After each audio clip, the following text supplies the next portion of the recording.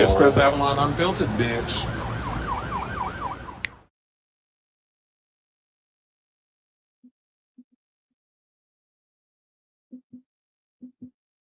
welcome to Happy Tuesday. It's your boy Chris Avalon, and welcome to a brand new morning episode of Chris Avalon Unfiltered, a show we basically talk about all things going on in celebrity news, pop culture, hot topics, might get a little political. So if that is a show for you, definitely stick around because we got a lot of tea to spill today, including we got to talk about Five Nights at Freddy's because, I didn't do a show on Monday because I was busy. So, we got to talk about that box office breaking records and stuff. We got to talk about the Golden Globe snubs. It'd be interesting to talk about the nominations, but nominations are boring. I want to talk about the people that got snubbed for nominations. Also, we got to talk about Skeet Ulrich revealing, speaking of Five Nights at Freddy's, spilling some tea about what would have happened in the Scream trilogy had Melissa Barrera not been fired.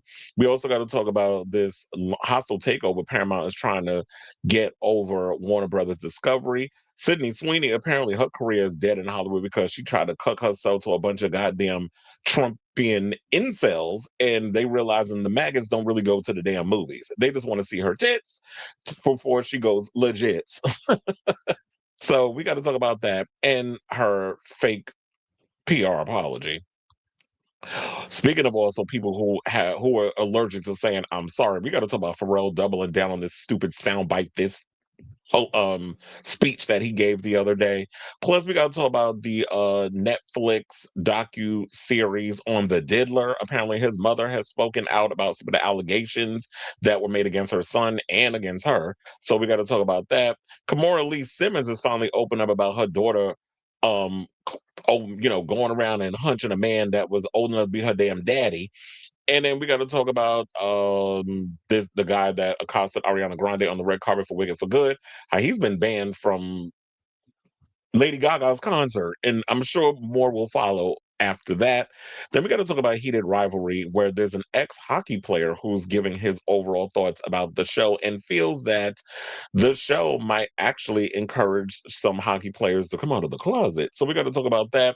Plus, we got to talk about those rumors regarding Discord Addams. We did talk about it the other day, but she has spoken about it and all that good stuff. So we'll talk about that. Also, we got some sad news in the world of there was this old homosexual reality show that I used to watch back. It was like The Bachelor for the gays, called Finding Prince Charming. Well, one of the Prince Charmings passed away. So, and I had spoken to him a couple of times, so that's why I'm doing that story. So, that'll be a part of the docket and a whole lot more. So, before we get to our topics, if you could please do me a solid and hit that like button. If you are new to the channel, hit that subscribe button, and also be sure to smash the notification bell so that way you know when we go live with a brand new episode of Chris Avalon Unfiltered. I was like, hold on, because I had to make sure that I had that Pharrell video because we're going to play a little bit of his corny ass speech when we get around to it. So, I know some of y'all are probably wondering why is Chris doing a morning show? On occasion, I tend to do a morning show and stuff if I'm going to be so busy. I haven't been on the channel in the past couple of days because I've been extremely busy. But today, the reason why I'm doing an early show, because right after I got to run up out of here and go do this RuPaul's Drag Race season 18 premiere event. Media and everybody has to check in at 5 p.m. So I gotta run up out of here, get on this damn train, and the trains in New York are terrible.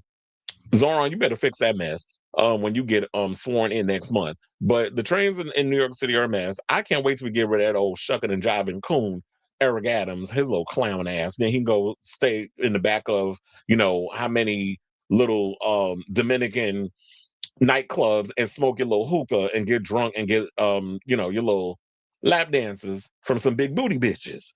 So we need somebody that's actually gonna pass policy and do what needs to be done and not be tap dancing for Israel. So so right after that, I gotta run up out of here and do the drag race premiere, which of course I will be jumping up on here tomorrow to spill y'all the tea of what transpired. So um let me hit my ban. I mean, let me not the banner. Let me put it in the comments.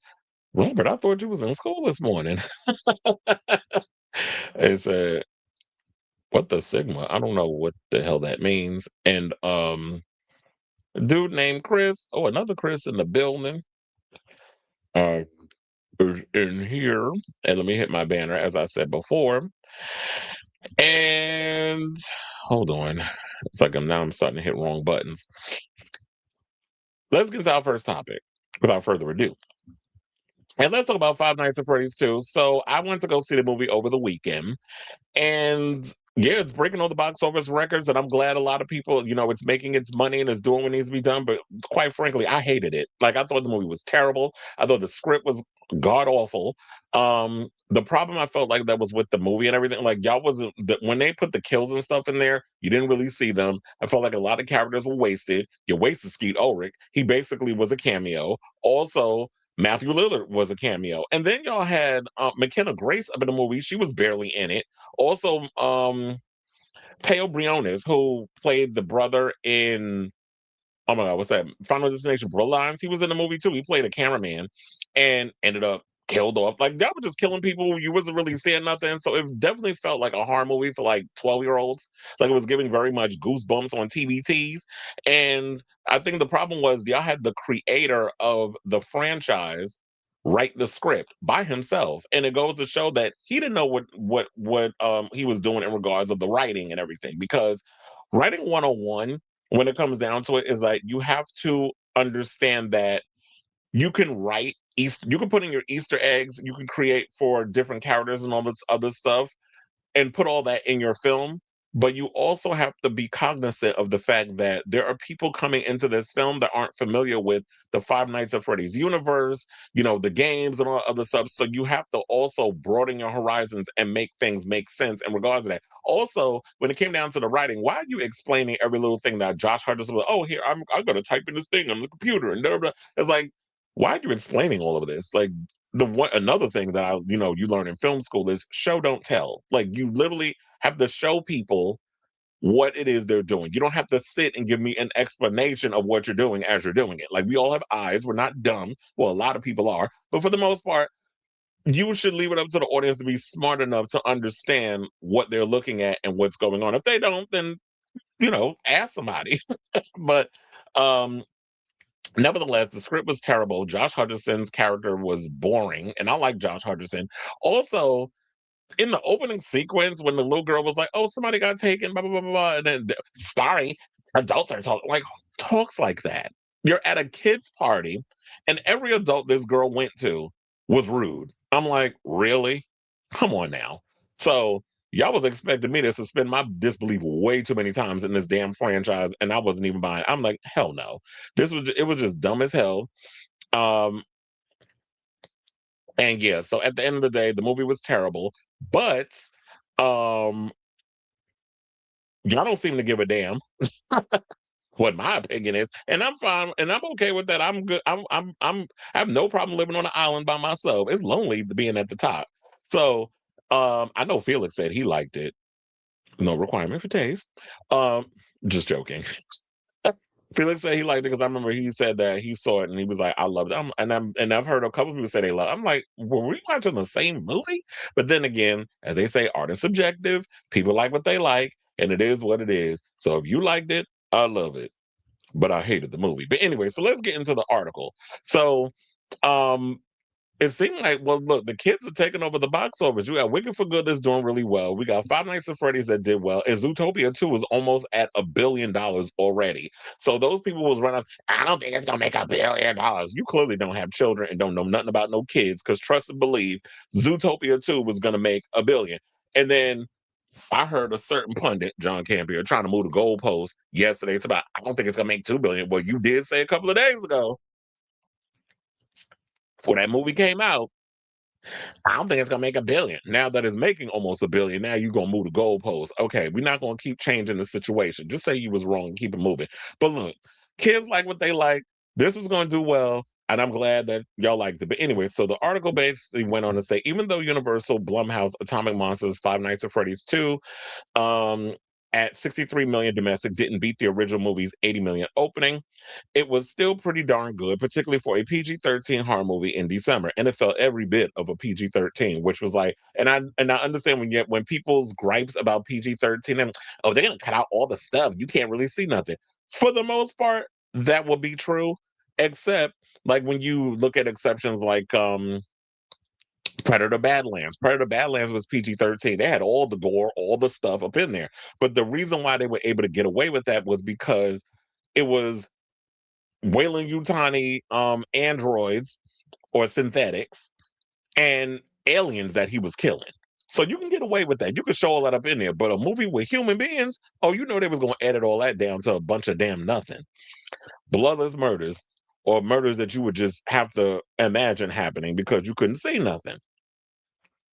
So they said that it ranked in 46 million abroad for a 109 million global opening. It should be noted that the sequel was pure theatrical release, unlike the last one, which I actually did not see in the theater because it was released day and date. So I actually watched Five Nights at Freddy's, the first one, on Peacock.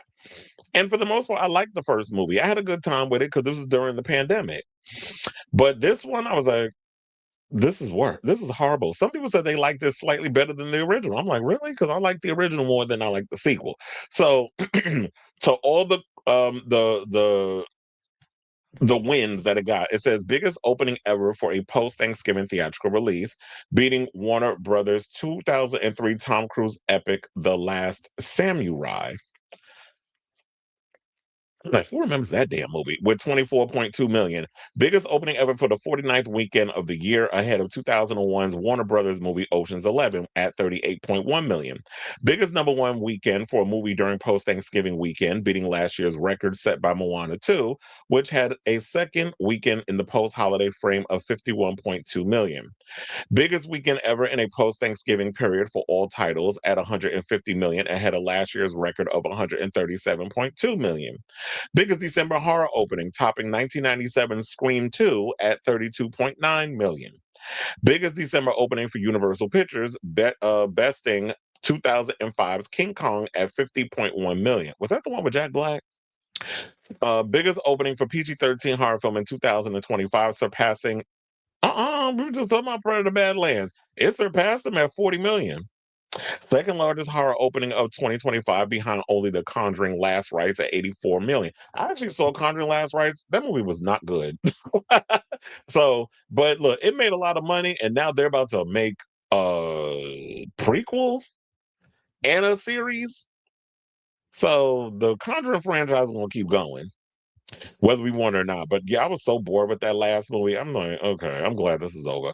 Um, And they said with his debut, maybe because I'm such a hard ass when it comes to like that's my genre. So I'm very much hard on when it comes. I'm pretty much hard to please when it comes to horror film stuff. Like this week, I think it comes out. I'm looking forward to seeing Silent Night, Deadly Night. So I got to get a ticket for that. Speaking of which, the other day I finally got to see the original because you cannot find that movie anywhere. You gotta the only way you can't even buy it, I think, but except physical. You can't buy it on digital. The only way you can see it is rent it.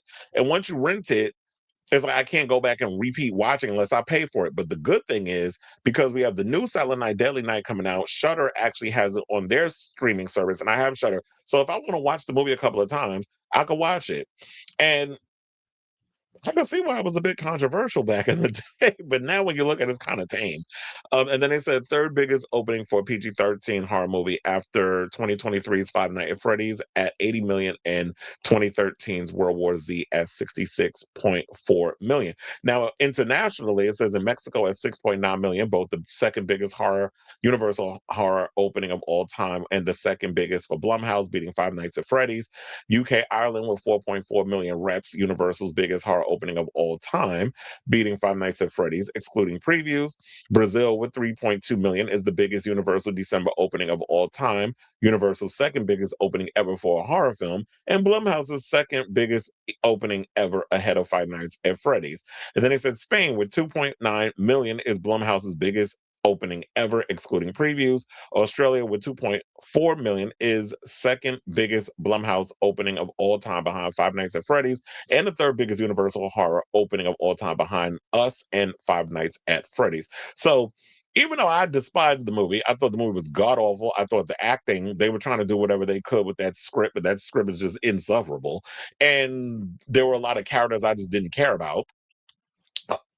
clearly with all these box office numbers that you're breaking, there's going to be a part three. They set it up. They spent the whole movie pretty much trying to set up a third one, and that's what I hate about movies, when y'all spend so much time trying to drop Easter eggs and set up for the next film, that you're not present enough to think, you know what, maybe we need to focus on this script, and when it's good enough, then we can start dropping little seeds for a possible sequel if it does well. But I think too many writers focus on trying to create franchises and setting up for a sequel instead of focusing on what they got in front of them, which is kind of annoying.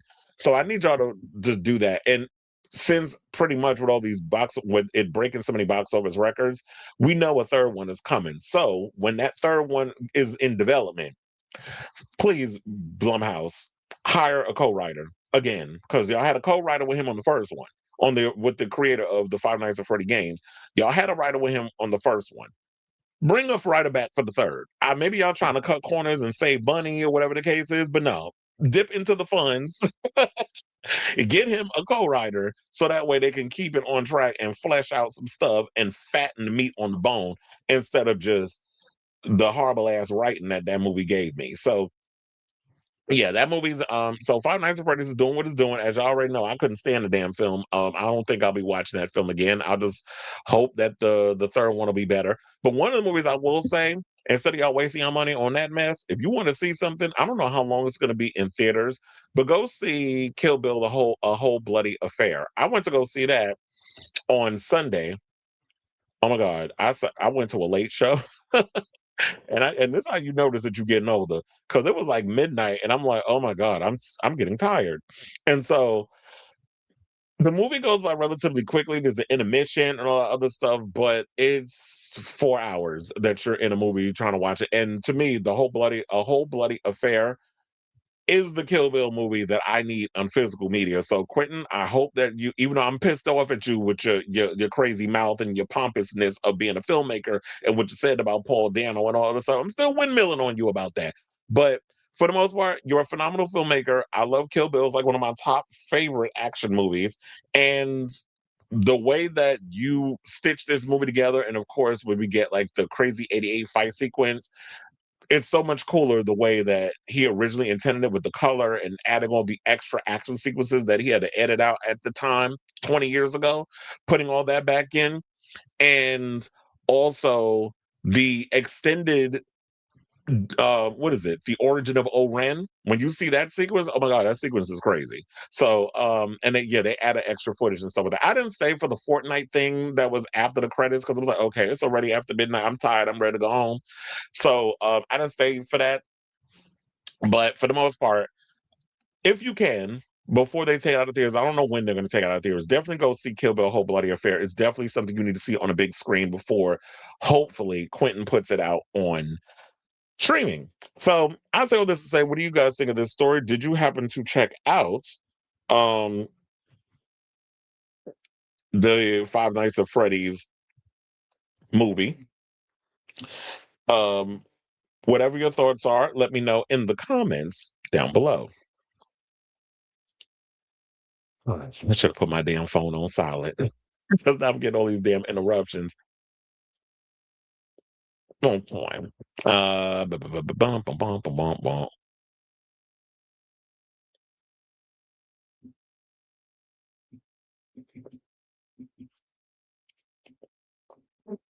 Okay, you said Josh Hutcherson. I need that short. You better leave him alone. First of all, I seen him in person. He's very attractive.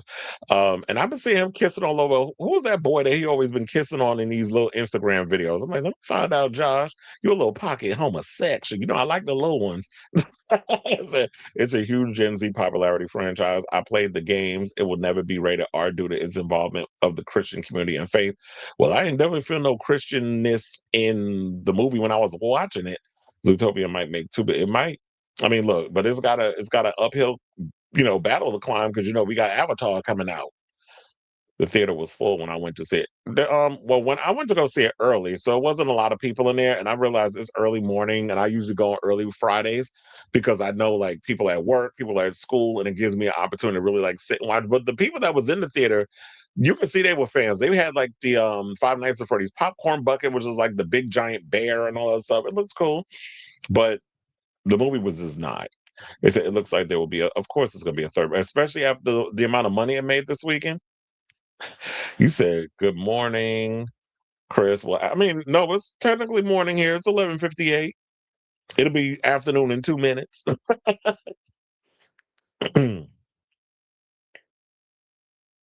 Oh yeah, Megan was well. To be honest, I'm like, what movie would I actually give a rewatch to? Five Nights at Freddy's or Megan 2.0?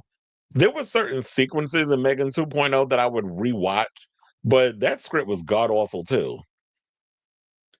Blumhouse, what are y'all doing over there? I was surprised to see Skeet Ulrich and Matthew Lillard in the same movie. Well, I mean, we all knew that they were going to be in the film because they advertised that they were. But yeah, they didn't have scenes together, which was relatively interesting. They can't remake 13 Ghosts because the 2001 stuff. Please, that don't mean nothing. You know, you can still there's a lot of movies that'll hold up that they'll remake. They don't care as long as it makes money. Funny enough, there was what was the when I went to see Kill Bill on 34th Street, they said I saw advertisement they're re-releasing Stanley Kubrick's The Shining in IMAX. I think I'm gonna go see that because I was like, I never got the opportunity to see The Shining in the movies because I wasn't even born when it came out. So I want to see that in the movies, even though I've seen the movie so many damn times. Like I want to go see The Shining and I've never seen it in IMAX. So I'm so when that movie comes out, I think I'm definitely gonna get a ticket for that. Me and my two girlfriends are seeing The Grinch. Not you being a polygamist. Jokes. Is that I think we're gonna see a lot of classic films come back and at a price of $5, watch this become a trend to keep. Yeah, that's why. And funny enough, when you're saying that, I was thinking that because, like, when you say it, like when I was just saying about The Shining, it's like, yeah, they're going to be putting, I think, a lot of classic films in movies because a nostalgia, and that definitely works. When you put an old movie in theaters, people are going to go see it. Just like this isn't a story, but Avengers Endgame is going to be released in theaters next year. I can't remember when. I think in September, and the rumor is that they're going to put some, I think there's going to be a new post credit scene, which sets up Avengers Doomsday, which I think is pretty smart because if you add a little extra something, that'll definitely get people in theaters to see that scene. And they can retcon or change some things up just to set it up for Avengers Doomsday. Because at this point, we've said it so many times on this show, there hasn't been anything that's been alluding to us getting Avengers Doomsday. Like, there's no we saw that little post credit scene in Fantastic Four with Doctor Doom and stuff. So there hasn't really been any setup in regards of like setting up this new chapter in the MCU franchise because a lot of the movies, even though you had Thunderbolts, we had all these other movies, they haven't really done as big numbers financially as the Phase 1 through 3 era.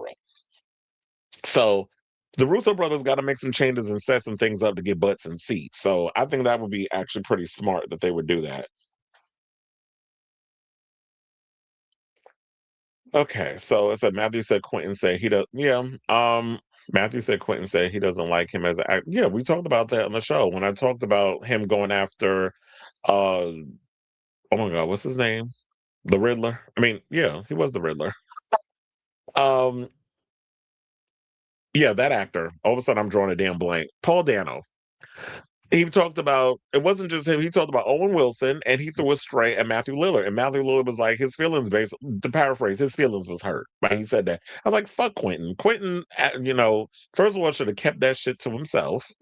It's like you don't come out and say something negative like that about um a fellow actor, especially when you're a filmmaker. Like you keep that to yourself. You whisper that amongst like casting directors and stuff. You don't say that in an interview, and nobody asked you your opinion in regards of like other actors. So I don't know why he said that. He was just being a dick. And I understand you're passionate or whatever the case is, but this is a whole new world. It's like keep your comments to yourself. You don't have nothing nice to say. And what if Matthew Lillard is a fan of you and you say something like that? It's like I don't want to work for your ass. Movies aimed for Gen Z and younger audiences are going to be straight to streaming. Yeah, because a lot of them don't go to the movies. I was gonna say, but it depends.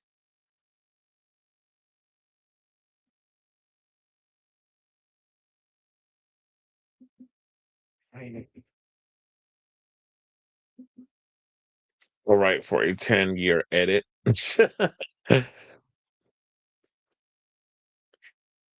All right.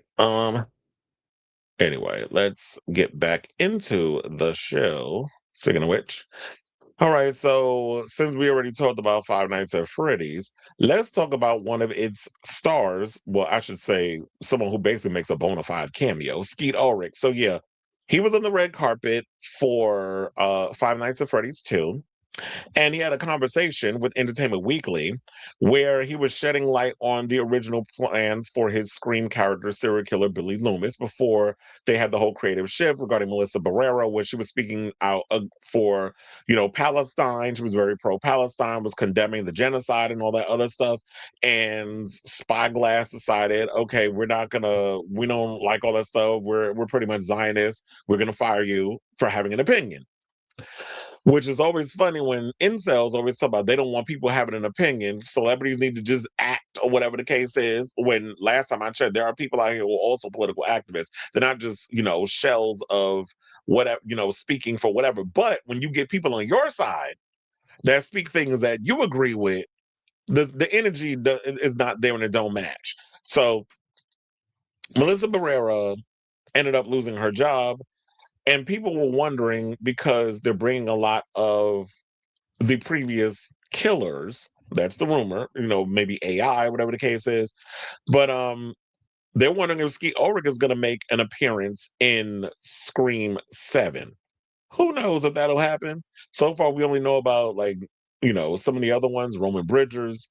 We know about Stu, but we only know that there might be voices, AI, whatever the case. We don't know in what capacity. So Skeet Ulrich is not speaking on whether or not he's going to be in it. It wouldn't, to be honest, the way that they worked his arc in the previous films, it wouldn't make sense for him to come back. They pretty much turned him into a Star Wars as Force Ghost. So it wouldn't make sense to be like, oh, well, all of a sudden Billy Loomis is alive. So when asked if it's a spoiler to question him on whether he would return as Billy Loomis for Scream 7, which comes out on February 27th, he says, I've been vocal about that. I'm not. When we talk about coming back for 5, it was a 3-picture arc for Billy Loomis to slowly turn his daughter into the killer. Obviously, those things didn't pan out given certain things that happened, but no, I know nothing about the 7th. Now, Ulrich's Billy Loomis died, as y'all know, in the original Scream in 1996 as one half of the Ghostface killers with Matthew Lillard's Stu Macher. However, when Radio Silence, filmmaking duo Tyler Gillett and Matt Bettinelli took the directing reins for the fifth Scream and Scream 6, which came out in 2022 and 2023, respectively. That's probably why that third act doesn't work, because y'all rushed out that damn Scream 6 movie. Billy returned in ghost form to guide his daughter, Barrera's Sam Carpenter, the de facto lead of the two movies. The certain thing that happened Ulrich is referring to are things Scream fans already know full well. Gillette and Bettinelli departed Scream 7 due to scheduling with another project, which was Abigail. Barrera was fired from the production over social media posts related to the Israel-Gaza conflict, and then the exits of co-star Jenna Ortega and new Scream 7 director Christopher Landon were announced shortly after. The direction of the seventh installment took a new path, as you know, where Christopher Landon left because he was getting death threats for staying on this film. And it also makes me wonder that if Sam was to become the killer, does that mean that Jenna Ortega would have been the final girl, and then she would have had to move herself in a position of, I have to kill my sister to stop her from becoming the dark, like for the dark passenger? Yes, as a Dexter reference, taking over. So I'm wondering if that's what that would have transpired into. That would have been a fascinating direction, in my opinion, that they could have taken the franchise in. I would have really liked to have seen that pan out, but unfortunately, not unfortunate because I love Nev Campbell, but unfortunately, we're not going to get to see that and that world being explored. But I do like the idea that we got Sydney coming back. Sydney's family is being stalked. There's different and higher stakes. Hopefully it pays off, and I'm looking forward to seeing whatever that movie is. But once they, chop that, I don't know. I was on the fence. I'm like, what are we going to do about this franchise? But now that we got Kevin Williamson, who created the Scream franchise, so not Nev, Gail, uh Sydney, those characters he created. And his DNA is definitely going to be over this script, because when you had them script writers from the previous Scream movies, the last two, I don't feel like y'all really truly captured Kevin Williamson's Scream isms in the script. So we know that from what I've heard, and I think it's pretty much out there, that Kevin Williamson definitely sprayed his skunk DNA all over this script. So they said there's gonna be a lot of callbacks. I forgot which actor that was in the film. Oh, it was the girl that plays Tatum, Isabel May. I think she was doing an interview for, oh my god, what is that? She, one of those Yellowstone spinoff shows that she's on. I don't remember because I don't watch the show that she's on. Is she on Landman? She's on one of them damn shows. But anyway, so she was sitting down for an interview, and she was basically like, yeah, there's gonna be a lot of callbacks to the original films and all this stuff. So I feel like that now, because the radio silence was pretty much thumbing their nose at my generation and was trying to pass it off to like Gen Zers or whatever, that would they could pass this franchise down to the next generation and be like, screw the people that been watching this franchise for almost 30 years. I feel like now they're trying to call it back to those of us who've been following this franchise since the beginning, which would be smart. And if there's any of the new generation that are interested in Scream and be like, you know what, I kind of like this franchise, let me go back and watch all the other ones, then that's awesome. But don't turn your nose up at the people who've been riding with this franchise since the beginning.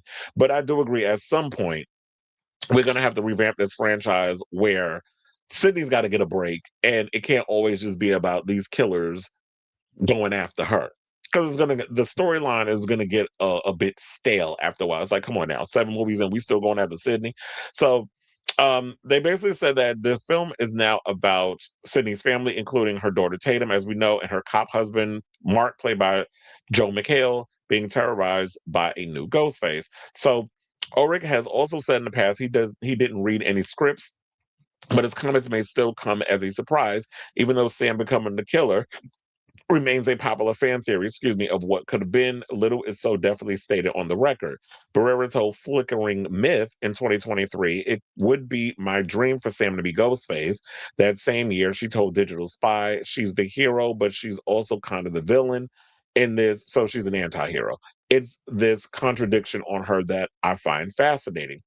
And the directors themselves often hinted at the darkness within Sam when alluding to where they might have taken the franchise next, saying Sydney inherits the thing from her mom, right or wrong. She is paying the price for something that happened in the past, and that for us is just always really an interesting idea. Because it's like, yeah, when you look at Sydney, her mother was, flaunting her stuff around town like she was Sharon Stone or something. And let's be clear, she is no Sharon Stone. You know the line from Scream. Um, and Sydney had to pay for a lot of her mother's reputation of living a double life. Then you have Sam. I like the idea that they explored the other side, even though I don't feel like they were really giving that in the scripts. It's better when you're explaining it versus us actually seeing it on the screen. So I like the idea that with Sam, it's like, yeah, we want to explore that other side. Is like, your father was a serial killer in Woodsboro, half of one, might have had a sexual relations with Stu. So Skeet character Billy was around here being a whore. He was doing Sydney, he was doing Christina Carpenter, he might have been doing Stu Mocker. And they tease that they might have been a little couple or whatever the case is when they do the cons and all the other stuff. So that would have been cool because it kind of gives like a Rope vibe. And if you haven't seen Rope, it's an Alfred Hitchcock movie, and you would know what I'm referring to when it comes to that whole, serial killer gay couple situation. So they said when a character living in a moment is having to kind of reconcile themselves with something that happened in their past, or with somebody that they have an attachment to in their past. And for us, certainly Sam is a proxy for that idea in so many ways, and her connection to Billy, all that for us is just such an interesting world to explore. So that would have been a cool thing to explore. But yeah, we're getting this new franchise. Hopefully it doesn't suck. And I'm looking forward to seeing the new Scream when it comes out in February.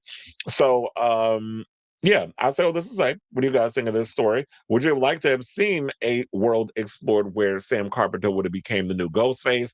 And I'm guessing because, yeah, when you really look at it, Jenna Ortega is the biggest star in, in so many ways. People tend to be more familiar and more interested in wanting to see Jenna Ortega than Melissa Barrera. So it would have been interesting that they're kind of switched up the roles, and Jenna's character, Tara, she was kind of like finding herself and getting, coming into her own, and seeing that it would be an exploit and her having to come to this decision of, damn, now I gotta take out my sister because she done snapped. That would have been an interesting world to explore. But I'm definitely curious to see what Kevin Williams is going to be doing with this franchise, and if he's able to redeem himself from that film Killing Mrs. Tingle. They call it Teaching Mrs. Tingle, but the original title is what I'm calling it, Killing Mrs. Tingle, because that was the title. So let me know what you guys think of this story in the comments down below. Not Cleveland using his government. He said, it would have been shocking. It says, speaking of Jenna, I heard Wednesday season 3 is coming. Damn, that's kind of quick. I'm surprised. Oh, I can't wait to get to this Netflix Warner Brothers drama because it's still going on. It's like even if I come out with new material, the latest news is just revolving so quickly or evolving so quickly. All right, so now, where we going? Okay, y'all. So now let's get into these Golden Globes situations. So yeah, there was, the Golden Globes named, came out yesterday, the nominations, and it was unveiled on Monday by Marlon Wayans and Scott P. Marshall. No relations to, I was going to say Marsha. Let me not. Let's just continue. So they said the nomination for next month's 83rd annual Golden Globes didn't come without some pain or some answered prayers. So we don't need to get into do we need to get into who some of the categories? We'll get into the ones that got snubbed. So yeah, so it says, to be fair to the voting body that once nominated Burlesque for Best Picture. First of all, Golden Globes is such a stupid, like, you can't even take them seriously. Don't they have the Hollywood Foreign Press that's all behind that? So hell, they even know about freaking movies. A lot of the stuff that they talk about don't even hold weight. Like, you're not the Oscars, you're not the Emmys, you're like some little, you're a joke. So let's entertain the clown, the clowns of the circus. So yeah, they said the artist formerly known as the Hollywood Foreign Press Association has improved greatly over the last few years. Because didn't they even nominate Angelina Jolie's The Tourist for Best Picture? Which we all know that movie was god awful. But they were in the pay for play type of situation, and they got caught out there with that, and a lot of the discriminations they was doing against minorities. So, several categories went more or less as predicted by those who predict such things. One battle after another racked up the most nominations with 9, including Best Motion Picture, Musical, or Comedy. Sinners, a movie with a touch of humor and quite a bit of music, was nominated for Best Motion Picture, Drama, going up against Hamnet, a movie that has neither of those things. Vince Gilligan's Return, the often darkly funny Pluribus, was nominated for Best TV Drama. I haven't seen that show yet, where it will face off against the definitively unfunny The Pit, which taught us about horrific medical terms like degloving. Regardless of what category these films and shows land in, the stars and creatives will all be a major red carpet presence at an award show that prides itself on being a fun one. Yeah, because they have the table with the wine and all the other stuff. But without further ado, let's get into some of these people that actually were snubbed. So, one Mimosaku, who played she was basically she was in Sinners. So, it's cool that Sinners got 7 nominations, but One Mimosaku should have been pretty much nominated for Best Supporting Female Actor in any motion picture.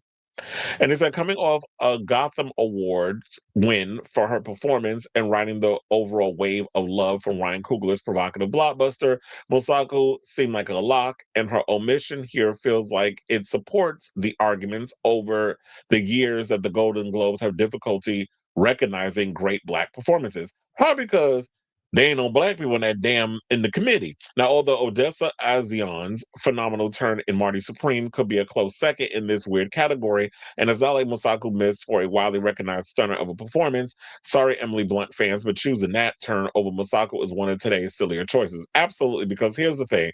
One Me did a phenomenal job in the film. I love the fact that she was coming in with her little hoodoo voodoo stuff, and she knew about how to take out the vampires. And, her situation with who was it that she was dating? Was it Smoke? It's been a minute since I've seen the movie. I think it was Smoke, because Stack was the one that became the vampire. Smoke was a survivor. Or actually, he didn't survive. He died at the end, and then that's when we saw he saw her and the baby and all the other stuff. So, um, just seeing that dynamic between them, and she should have been nominated for her part in the movie. Nobody went to go see that movie with Dwayne Johnson. So yeah, Dwayne Johnson got a nomination, and Emily Blunt got a nomination. And I heard she was like playing the typical stereotypical doting wife or whatever. She didn't really have like any meat on the bone of her character. So yeah, you're gonna do that because familiarity, popularity contest. You want these people to show up. You feel like nobody knows who One Me is, but everybody knows who Emily Blunt is, whatever. But that still ain't gonna get people to see uh the Smashing Machine. Another snub, Andor for Best TV Drama. Is it because, well, I don't know. Star Wars, we already know, has been pretty much more missed than hit when in regards of the commentary and all the other stuff. But Andor should have been nominated, especially with that final season, one of the best seasons in television. But of course, they want to go and give it to Pluribus and Severance and all this stuff, which makes sense. And trust and believe, Apple TV has a lot of great content on their streaming service. The problem is, a lot of y'all don't. I guess a lot of y'all not watching what's on Apple TV, but they do have a lot of really good shows. My thing is, I got to remember that I have Apple TV and go over there and give it a gander every now and then, because I do have Apple TV. But sometimes I be watching so much other stuff, I forget about that channel. I think I forget about that channel more than I forget about Peacock. So, um, they also said this was the weakest season of Slow. Well, I've never seen Slow Horses, but I do. I definitely agree with the White Lotus. White Lotus last season was not great. Diego Luna did get a deserved Best Actor nomination for his performance as Cassian Andor, but a voting group that has often made unexpected choices, especially in its TV categories, played it shockingly safe this year in Best TV Series Drama, which meant Disney Plus doesn't get an invite to the party. The Empire wins again. I don't know if Disney gives a damn. And then we also have Task, which only got one nomination. So HBO's acclaimed new thriller notched a nomination for the excellent Mark Ruffalo, but missed everywhere else, including Best TV Series Drama for the supporting actors like Tom Pelphrey and Amelia Jones, both of whom turned in true breakthrough performances. What the hell? Again, it feels like the Golden Globes went with the familiar instead of the best in the dramas. It's all political. Like I don't even think they watch a lot of these shows. They just go by, well, who's moving the goalposts, who's popular, who's the name that we read. Oh yeah, let's just give them a nomination. Like I love Walter Goggins. I'm looking forward to seeing him in the oh my god, what's the name of that? I'm drawing a blank, but that Fallout. I'm looking forward to seeing that new season when it drops. When does it come out? This week? Next week? I can't remember. This month. I'll just say that. I'm looking forward to seeing season 2. I've always loved Walton Goggins. I've been a fan of Walton Goggins ever since he was on uh oh my god, what is that? Totally forgot the name of the show with Mickey from Scream 2. Justified. That's what it was. I knew it was gonna come to me eventually. I love Walter Goggins ever since he was on Justified. I almost said The Shield. I love that show too. But Justified. Ever since then, I've been following his career. So um I'm looking forward to I like him and I like Jason Isaacs, but come on now. there's no reason why y'all shouldn't have nominated any more people besides Mark Ruffalo from Taz. Taz was a great show. Definitely check that out if you have HBO Max. Now, one of the surprises, they said Wake Up Dead Man. Did that movie even come out yet? Did anybody see that? How y'all nominate stuff we ain't seen yet? But okay. Now, this is the first two Knives Out movies were both nominated for Best Motion Picture, Musical, or Comedy, and Daniel Craig was nominated for Best Actor twice, despite getting universally great reviews, better than the last one by and large. The third film in the series missed out entirely, not showing up in any categories. We suspect a welcome push to honor more international films, and basically the whole award season slate from Neon led to the demise of Benoit Blanc's Globe prospects. Someone should start an investigation. Yeah, because I'm hearing that Wake Up Dead Man is actually pretty good. They're saying it's better than the second one. I'm looking forward to seeing it. I think it might be coming out this week on Netflix. I'm definitely looking forward to seeing that when it comes out. Now, they said a surprise Wicked for Good is a cinematic achievement. Stars Cynthia Erivo and Ariana Grande, Frappuccino, were recognized in the acting categories, but the movie they headlined did not show up for Best Motion Picture, Musical, or Comedy, a category for which it seemed engineered in a lab. Well, quite frankly, a lot of people did say Wicked for Good was a disappointment. That Ariana and Cynthia did a great job with in the acting and stuff. So them getting nominated for in the acting category makes sense. But the movie itself, hmm, they could have kept that. The 2024 Wicked was not only nominated for Best Picture, but won the truly goofy Cinematic and Box Office Achievement Award. It showed up again in the latter category this year, but missed the more prestigious category for some surprising options like No Other Choice and Nouvelle Vague. Guess, um, guess this one just isn't just well, it said guess this one just isn't quite as popular. And what else? Oh, they snubbed Gwyneth Paltrow child for Marty Supreme, which I guess is fine because I don't particularly care for Gwyneth Paltrow. She irritates me. So snub away. They also said it was surprise Glenn Powell. That a surprise of the morning's nominations was actor Glenn Powell, who snagged a nomination for Best Performance by a male actor in a TV series musical comedy for his Hulu comedy Chad Powers, which has got renewed for the second season. He plays Russ Holiday, a former college quarterback who disguises himself in full prosthetics to score a spot on a struggling team. And they got a picture of him with his arms up showing his pits. I'm like, now, child, don't tempt me because I would put my face up in that. Now, snub, which shouldn't come as a surprise to nobody, Swastika Sweeney.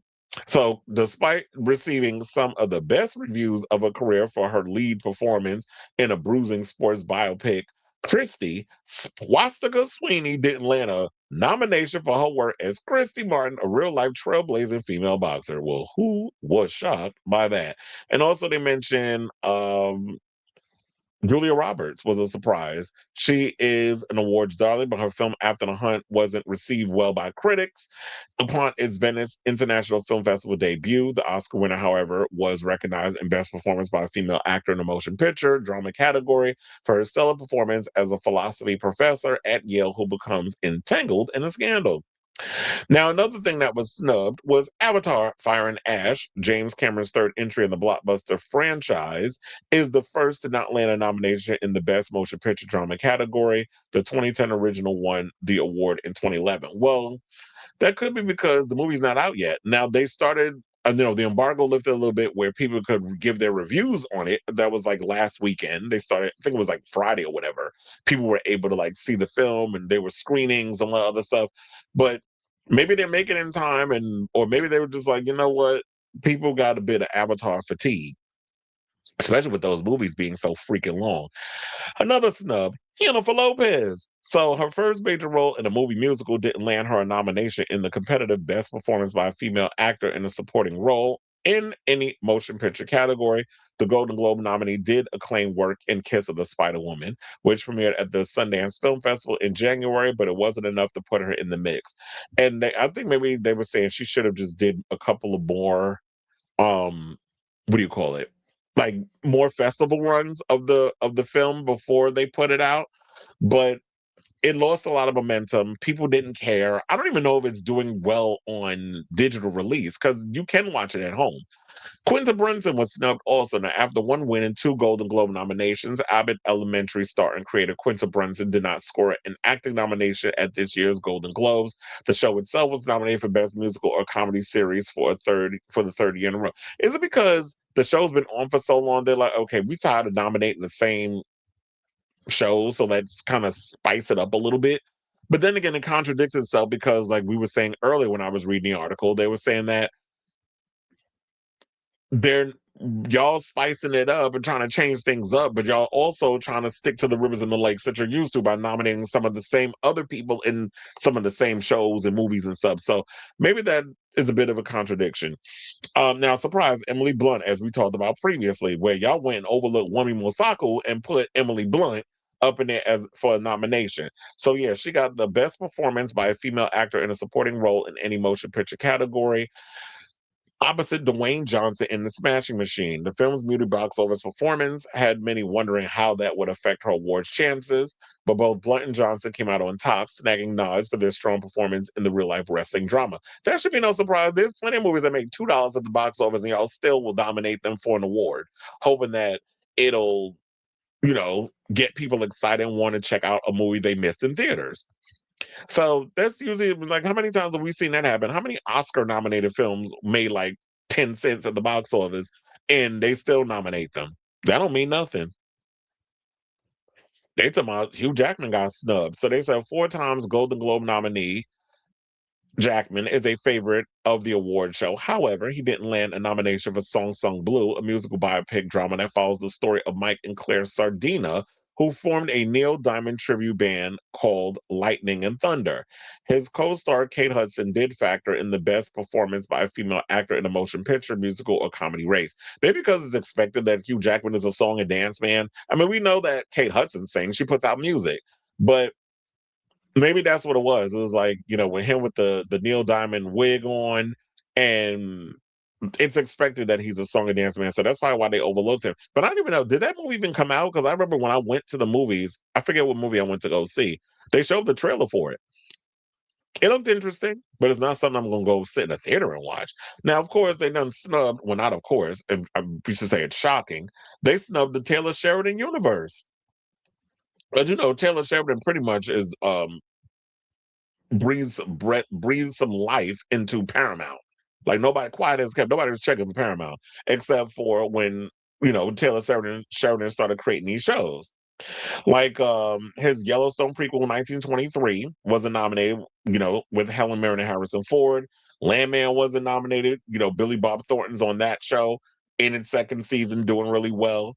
Helen Mirren did snag a nomination for her work in a different Paramount Plus show though, because she appeared on Mobland. Mobland is that show with Tom Hardy. Harrison, they said, was not eligible this year for his role in Apple TV Shrinking. And they're not nominating Sylvester Stallone. And first of all, can we talk about Sylvester Stallone at that Kennedy Center Honors? What is that hair system that he has? That shit looks a mess. He looked like he just came out of the doctor's office and got like in the swollen cheeks thing with, you had the fillers put in and you didn't let your face rest a couple of days before you decided to step outside the house. He looked bloated. So I was like, I don't know who's getting more shit put in that fix a flat put in their face, him or his wife, Jennifer Flavin, who's looking a bit transgenderish. Now, last but certainly not least, another show that was snubbed, one that is taking over the world as we speak until the second half drops on Christmas. Stranger Things. So Stranger Things is finishing its 5th and final season with 0 2026 Golden Globe nominations. It scored 2 nominations for Best TV Series Drama in 2017 and 2018, and 2 acting nods for Winona Ryder in 2017 and David Harbour in 2018, but failed to ever win big at the show. The 83rd Annual Golden Globe Awards will take place in the Beverly Hilton in LA on Sunday, January 11th, airing on CBS and streaming on Paramount Plus. And I do find it interesting that, y'all didn't nominate any Taylor Sheridan shows, but y'all gonna be streaming on the network that built that franchise. Those franchises. Okay. So yeah, but I guess maybe Stranger Things been gone for so long that they probably forgot to nominate the show. Who knows? But anyway, so that there you have it. I say all this to say what do you guys think of this story regarding the Golden Globe nominations. All the people, like, you surprised that they were snubbed? Do you even care? Because quiet as it's kept, the show was kind of boring. But it's basically fairly entertaining to talk about all those people who didn't make the list. So let me know what you guys think of this story in the comments down below.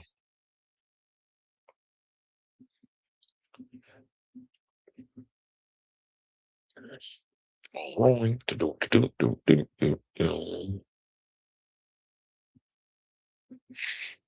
Speaking of, read that one already. David is crying that he wasn't called about the Netflix, that he felt he wasn't wanted in the bidding, thus he forced himself. David who? Ellison? You're saying that he wasn't called about the Netflix. Why would he have to fit why would he have to be called about the Netflix deal? First of all, you should have known that when everybody put up their first bids, Warner Brothers Discovery is like, okay, now send me your second bids. And your second bids really gotta be how you woo people and all the other stuff. How are you all of a sudden somehow he wasn't wanted in the bidding? So he forced himself. No, you're acting like a petulant child who has never heard the word no in your life. Don't let no women around him. I'm happy that Amy Madigan was nominated. She married. Yeah. Shout out to Amy Madigan. One of the things was like when I was watching a movie she was in that was based on a Stephen King book.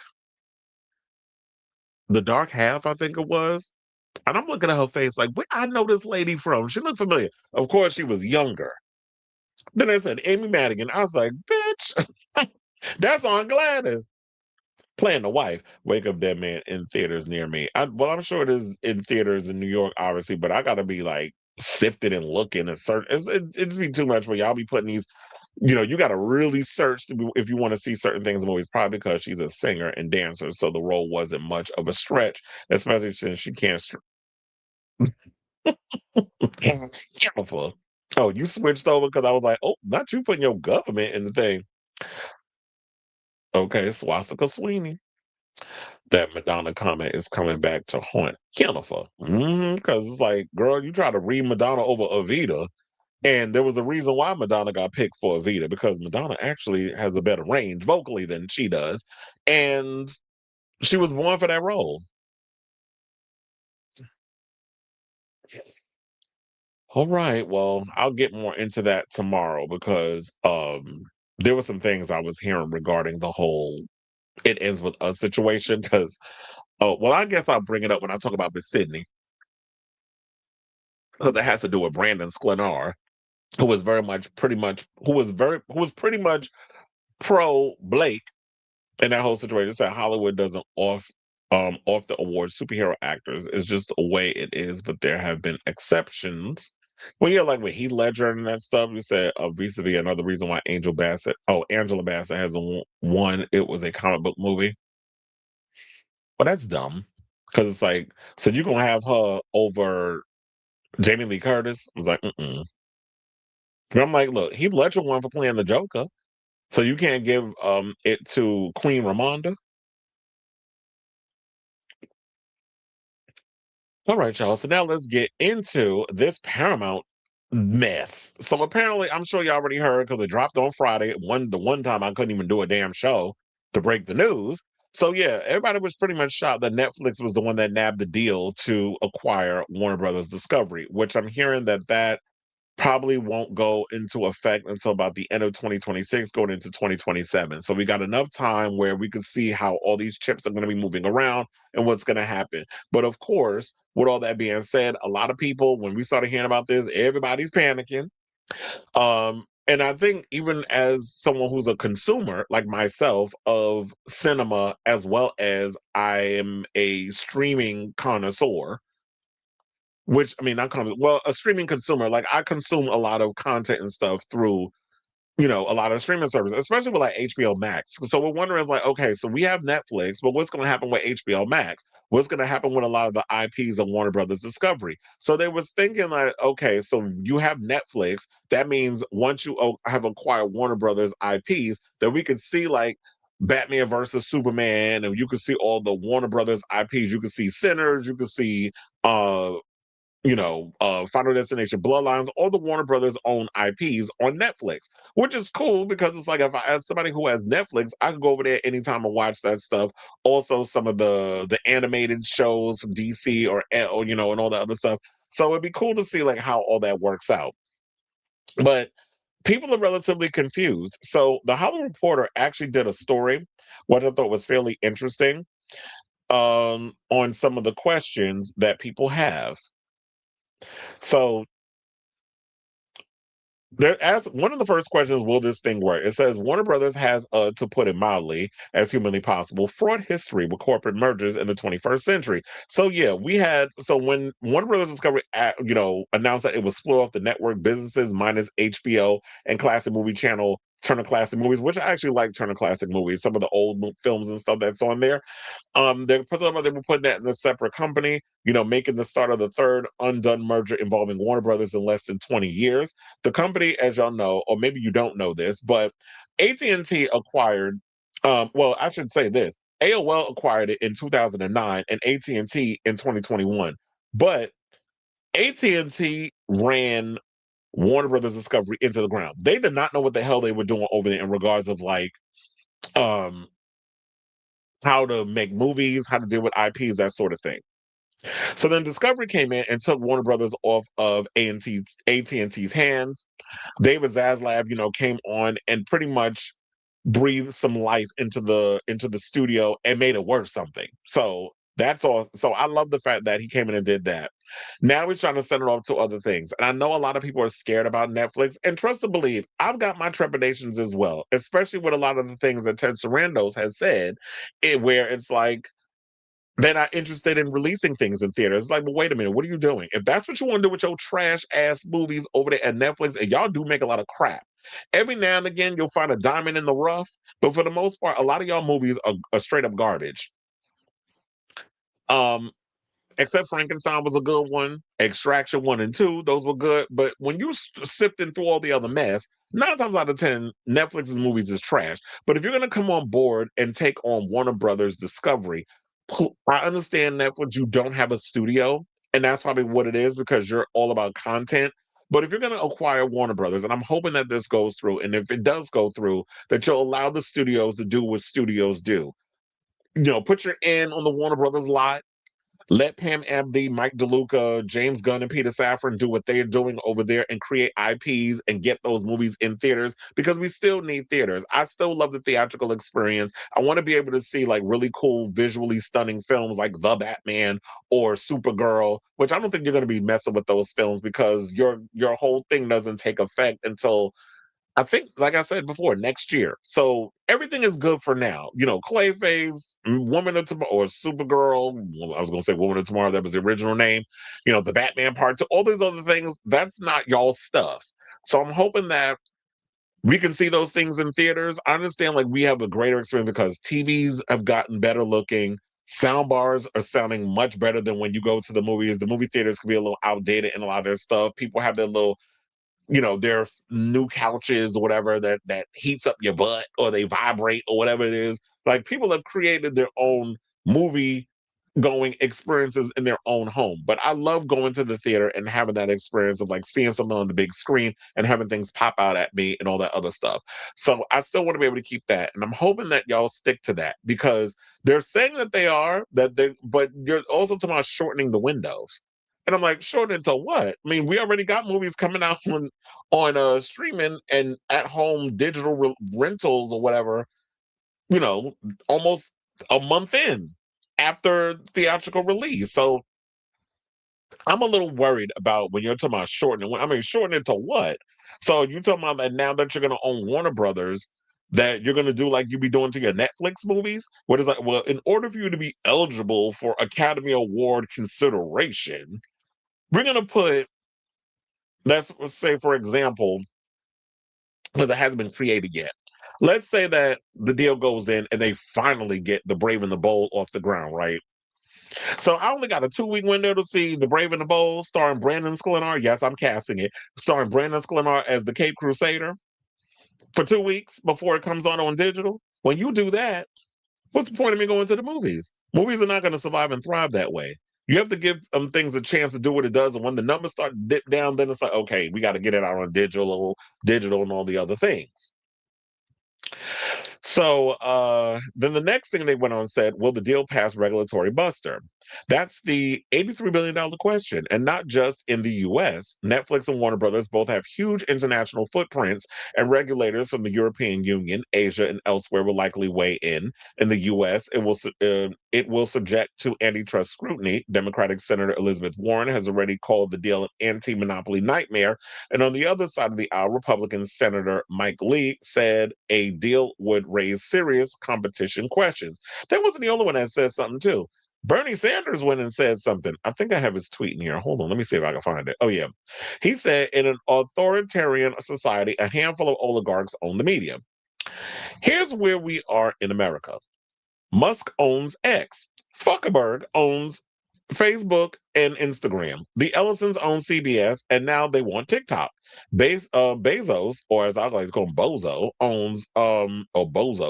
owns Twitch and the Washington Post. Now Netflix is swallowing Warner Brothers Discovery. This is not just another corporate merger. This is about the growing out of control concentration of ownership over the media at a time when 6 major conglomerates control what 90% of Americans see, hear, and read. Oligarch control is getting even worse. The Justice Department must step up, enforce our antitrust laws, and break up these monopolies. The future of our democracy depends on it. And when you got somebody who could, it can easily be bought. I don't know who's the bigger whore, Donald Trump or Melania. But I'm starting to think Trump is the bigger whore. Except he never had to take off his clothes to get what he does. All you have to do is kiss his ass, play around in his little head because the alleged Alzheimer's. He got the signs. We seeing it. I mean, who else be going to getting MRIs every couple of months unless you got something going on up here, which is not much. But when you got to go around and kiss his ass and be flatter, give him flattery and all this other stuff, and they said that Ted Sarandos went and had an hour meeting with Trump and schmoozed him, probably kissed his ass, threw a little couple of dollars in his country. He could easily be bought. And then he goes on and says the other day, I think it was yesterday, that neither one of them are my friends. They're not like real good friends of mine or whatever. So it's like, but then we also heard behind the scenes, especially from Marjorie Taylor Greene, which I was working a tennis match yesterday at the Garden. Anna Wintour was there. First of all, she looks fabulous in person. And there was a woman that was sitting in my section, and I'm looking at her. I'm like, is Marjorie Taylor Greene? Because I was having a conversation with her. She was saying shady stuff, and I'm like, she's giving me the Marjorie-ism. She looked like her, but I don't know if that was her. If Marjorie, if you was in New York and we had a conversation, how you doing? I was like, I would have gagged if that was because sometimes you see people on TV that you meet them in person. I'm like, I don't know. Because now they put me on the floor and stuff, dealing with all the people. So yeah. So those are my fears and all this stuff. I forgot what I was talking about. But yeah, so Trump said he don't know them people. They're not necessarily his besties or whatever the case is. Like, okay, whatever. So um we'll see if it passes all that stuff. But yeah, I don't like the idea that we have corporations swallowing up all our media. But I wonder if he would have said the same thing if the Ellisons would have owned Warner Brothers. Because it's like, you already got Paramount. We see what they turned CBS into. They're trying to turn that into Mega Light. Y'all about to have Erica Kirk pop up on that channel. You got Bari Weiss over there with her Zionist propaganda agenda. And also, David Ellison makes no qualms about the fact that he's a Zionist. So when you got people over there pushing their pro-Israel propaganda, and that big wide back bitch Hillary Clinton did the same thing recently, and you corporate centrist Democrats wonder why y'all keep losing elections because y'all still trying to be pro-Palestine and anti-Palestine, pro-Israel, which are ideology because the IDF is paying y'all a whole lot of money. We're gonna get into another clown later on. We talk about Pharrell coon ass taking IDF money, tap dancing and performing happy at an IDF fundraiser and raising $60 million for them. So when you have things like that, it's like, yeah, you have people out here who are trying to propagandize our media and our news and our films. Because I was watching a Tomorrow War yesterday with Chris Pratt. Yeah, don't throw tomatoes at me because yeah, I'm shocked I was watching a Chris Pratt movie. um when I was watching that movie, because I was like, and then I'm hearing all the surround sound stuff in my headphones and everything. And then I read produced by, it said produced by David Ellison. And he like the old military movies. Now, another thing, they say, how will it affect workers in the creative community? Now, layoffs pretty much always follow a corporate merger, and there's no reason to expect anything different in this case.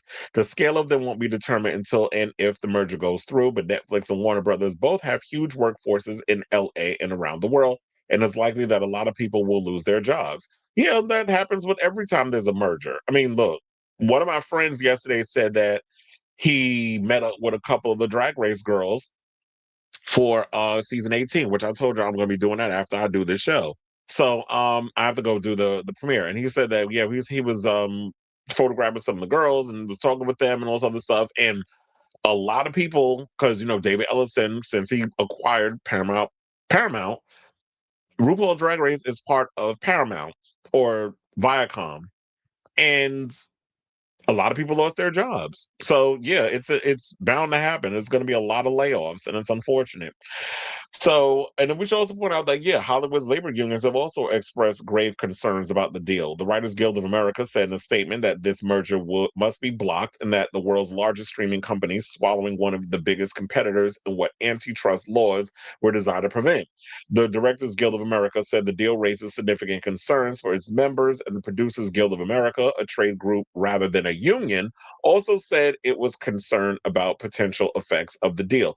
And this is, when you have somebody in office who's just going to cuck themselves to billionaires and billionaires, and you have all these antitrust laws, you have an administration who's breaking every law known to man. What do you expect? Things, and people are trying to take as much as they can while they can do it. And then, of course, it's going to be caught up in you're going to be covered up in litigation for years and years. Now, they said, how will Netflix's culture combine or clash with those HBO and Warner Brothers? If the guiding philosophy behind Netflix series is gourmet cheeseburger, a coinage attributed by Jenny Howe, then a VP and now head of US and Canada scripted series, HBO might be considered fine dining, synonymous as it is with prestige TV. Netflix is primarily in the volume business, producing dozens of shows across just about every TV genre, from drama to true crime to Is It Cake? And that's the thing that we have to look at with HBO Max. HBO Max is something, or HBO Max, whatever you want to call it. When you look at them, they are like the creme de la creme of content. They don't just create uh quantity. They're not just creating 500 million programs, throwing it on their streaming service, and whatever works, works. Whatever doesn't, we cancel it because we're in the business of algorithms. That's Netflix. Netflix will sit and throw everything, including the kitchen sink, at the wall. And if it works, it works. If it doesn't, it doesn't. HBO is something that is like, yeah, they take their time with stuff. When you look at it, it's like you got Sex in the City, you got The Pit, you got House of the Dragon, we got the what's it called? Night of the Seven Kingdoms, this new show that's coming out that I'm really looking forward to. There's so many different. You have the White Lotus, you have all these different shows on HBO, and it's like each show and Welcome to Dairy. You have all these different shows that. Oh yeah, and then the homosexual show that we're going to be talking about. Heated Rivalry. So yeah, they're not someone that just throws whatever out there and it is what it is. They really take into effect, okay, this might be an interesting show that works for us. We're going to take a risk on this. We'll put it up there. If people like it, they like it. If it's trash, we'll cancel it. And for the most part, people trust in HBO. So they said one model Netflix and HBO could look to is FX's place within Disney. FX serves as a prestige TV brand with the Mouse House, and John Landgraf and Company are largely left to their own devices to make the shows they want. HBO is an even bigger brand and probably carries more value in being an add-on to Netflix rather than a subsidiary of it. And I do agree with that. That follow the model of FX. FX on Disney. I have the FX, of course, on because I have Hulu and Disney, that sort of thing. So you have FX as its own thing. Let them do what they do over there. If Netflix, of course, is going to be acquiring Warner Brothers, have the HBO add-on. Now the question remains, how does that affect my bundle situation? Because I have HBO, Disney, and Hulu as a situation. So does that bundle go away once HBO becomes a part of Netflix? And if HBO does become a conglomerate of Netflix as its own little hub, where you can just click on it and it says, they have the little hub thing, you click on it and you go and check out whatever shows, movies, and stuff is in there. Does this actually mean like the price of Netflix is going to go up? Just a genuine concern that I'm curious about. Now, they also said, will David Zaslav have a role in the company? Well, they say he became a Hollywood villain for his handling of the Warner Brothers Discovery merger, his enormous paydays. And oh, yeah, that's another thing, too. Is like he's been taking a lot of coin. So, yeah, it's great that he was able to get HBO making it, Warner Brothers Discovery making it worth something again. But yeah, those paydays that he was taking at the top every year, ridiculous. People didn't like the whole idea of him merging Warner Brothers Discovery. And so there's a lot of stuff about that. Does he even care about the does he even care about HBO? It's like now it's worth something. You're just gonna pass it over to the first day. But I definitely hope that, with him selling off the company, that'll be worth something.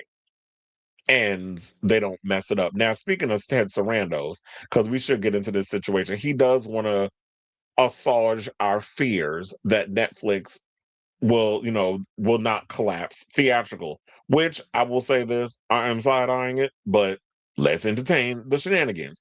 So in the wake of freaking out the industry and theater owners with its winning bid for Warner Brothers on Thursday, following by Paramount's household takeover proposal this morning, Netflix co-CEOs Ted Sarandos and Greg Peters jumped on a Wall Street call again on Monday to pour cold water on the fire, specifically was it fire and ash, as it relates to theatrical. They said, in this transaction, we pick up 3 businesses we're not currently in. So we have no redundancies currently. One of them is a motion picture studio with a theatrical distribution machine. We're deeply committed to releasing those movies exactly the way they would release those movies today, said Serranos about staying true to the theatrical model once the streamer snaps up the 102-year-old motion picture studio. I cannot believe that I almost forgot Warner Brothers has been around for over a century. So I was like, yeah, please don't kill Warner Brothers. It is a prestigious company and a huge staple of Hollywood. Just don't mess it up because you're in the business of IPs and algorithms. They said all 3 of these new businesses, we want to keep operating largely as they are, specifying that the other 2 are Warner's TV production businesses and HBO. The theatrical business we talked a lot about in the past about wanting to do it because we've never been in that business. When this deal closes, we are in that business and we're going to do it. Yeah, this is something because I said Netflix is kind of like Blockbuster Video, but except in the future, you can pretty much on an app watch as many things as you want whenever you want. They don't have a studio. So you coming in and owning the studio, I just hope that you allow the studios to do what they do, as I said earlier, instead of you just thinking about owning a bunch of IP, having it in the theater for 2 weeks, and then it's already on your streaming service because you're in the business of wanting to see stuff do well in an algorithm. Because K-pop Demon Hunters became more popular when you released it in the theater versus you just releasing it straight to Netflix. Also, with you having uh that other, what is it? When you have Stranger Things, the series finale coming into theaters, that's definitely going to help with your revenue. And we also know that when movies are released in theaters, it makes people believe that, you know what, I didn't see this in the theater, but because I know it was in the theater, that means there's some credence to it that I should probably check this movie out versus something that goes straight to streaming. Usually the way people look at straight to streaming stuff is the same how people look. Well, I guess my generation, I don't know about the new generation. I guess people just watch stuff to watch it. But that old school way of thinking with me would be like, okay, if something was released straight to streaming, then I was like, okay, this movie might not be great, so I don't have to get to it right away. There's certain exceptions, but for the most part, that's the overall attitude. Now, since Netflix won the bid for Warner Brothers, which didn't include linear networks, Serranos hasn't given the exact number when it comes to days for films and an exclusive theatrical window. On Friday, he said he liked to see the window evolve. Today, he changed his tune, probably because they dragged his ass over there. So, why are we talking about evolving a window? Because no. And that's probably got the shareholders worried. It's like, no, what are we evolving into? Because we already have a short enough window. What is it, like 42 days? That's like a month and about 2 weeks. That movie stay in theaters like a good, I guess we could call it like 6 weeks. A movie stays in theaters 6 weeks and already is available at home.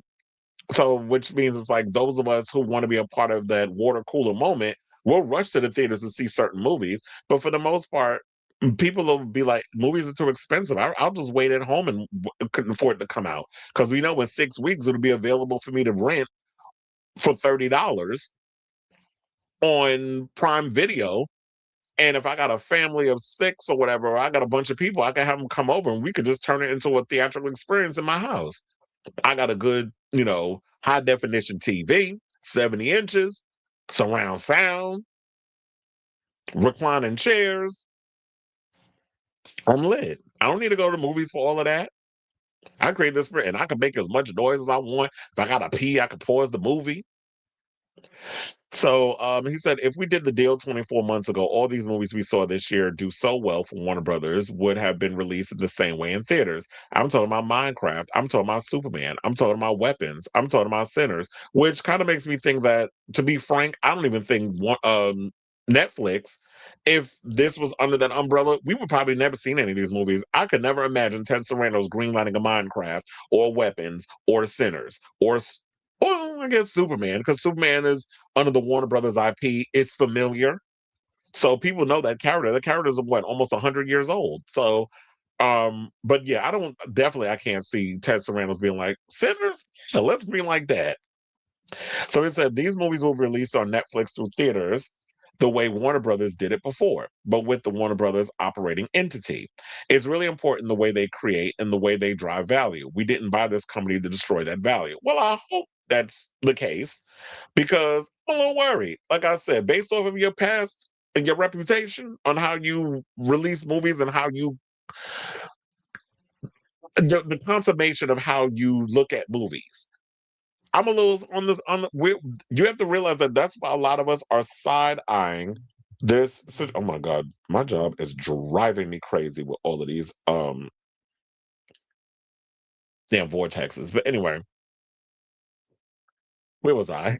I forgot. But to wrap all this up, let's get into the hostile takeover situation because that's really what I want to get into. Because I had to set up all that. I know this is a long video, but it's a lot to unpack with this, and I'm sure it's going to continue to evolve. But let's get into the hostile takeover. So now, of course, and I think that's where that strongly worded letter came from. Somebody leaked to David Ellis, oh, Netflix is about to take the deal. Warner Brothers is about to agree to the deal with Netflix. David Ellison threw a damn timber tantrum.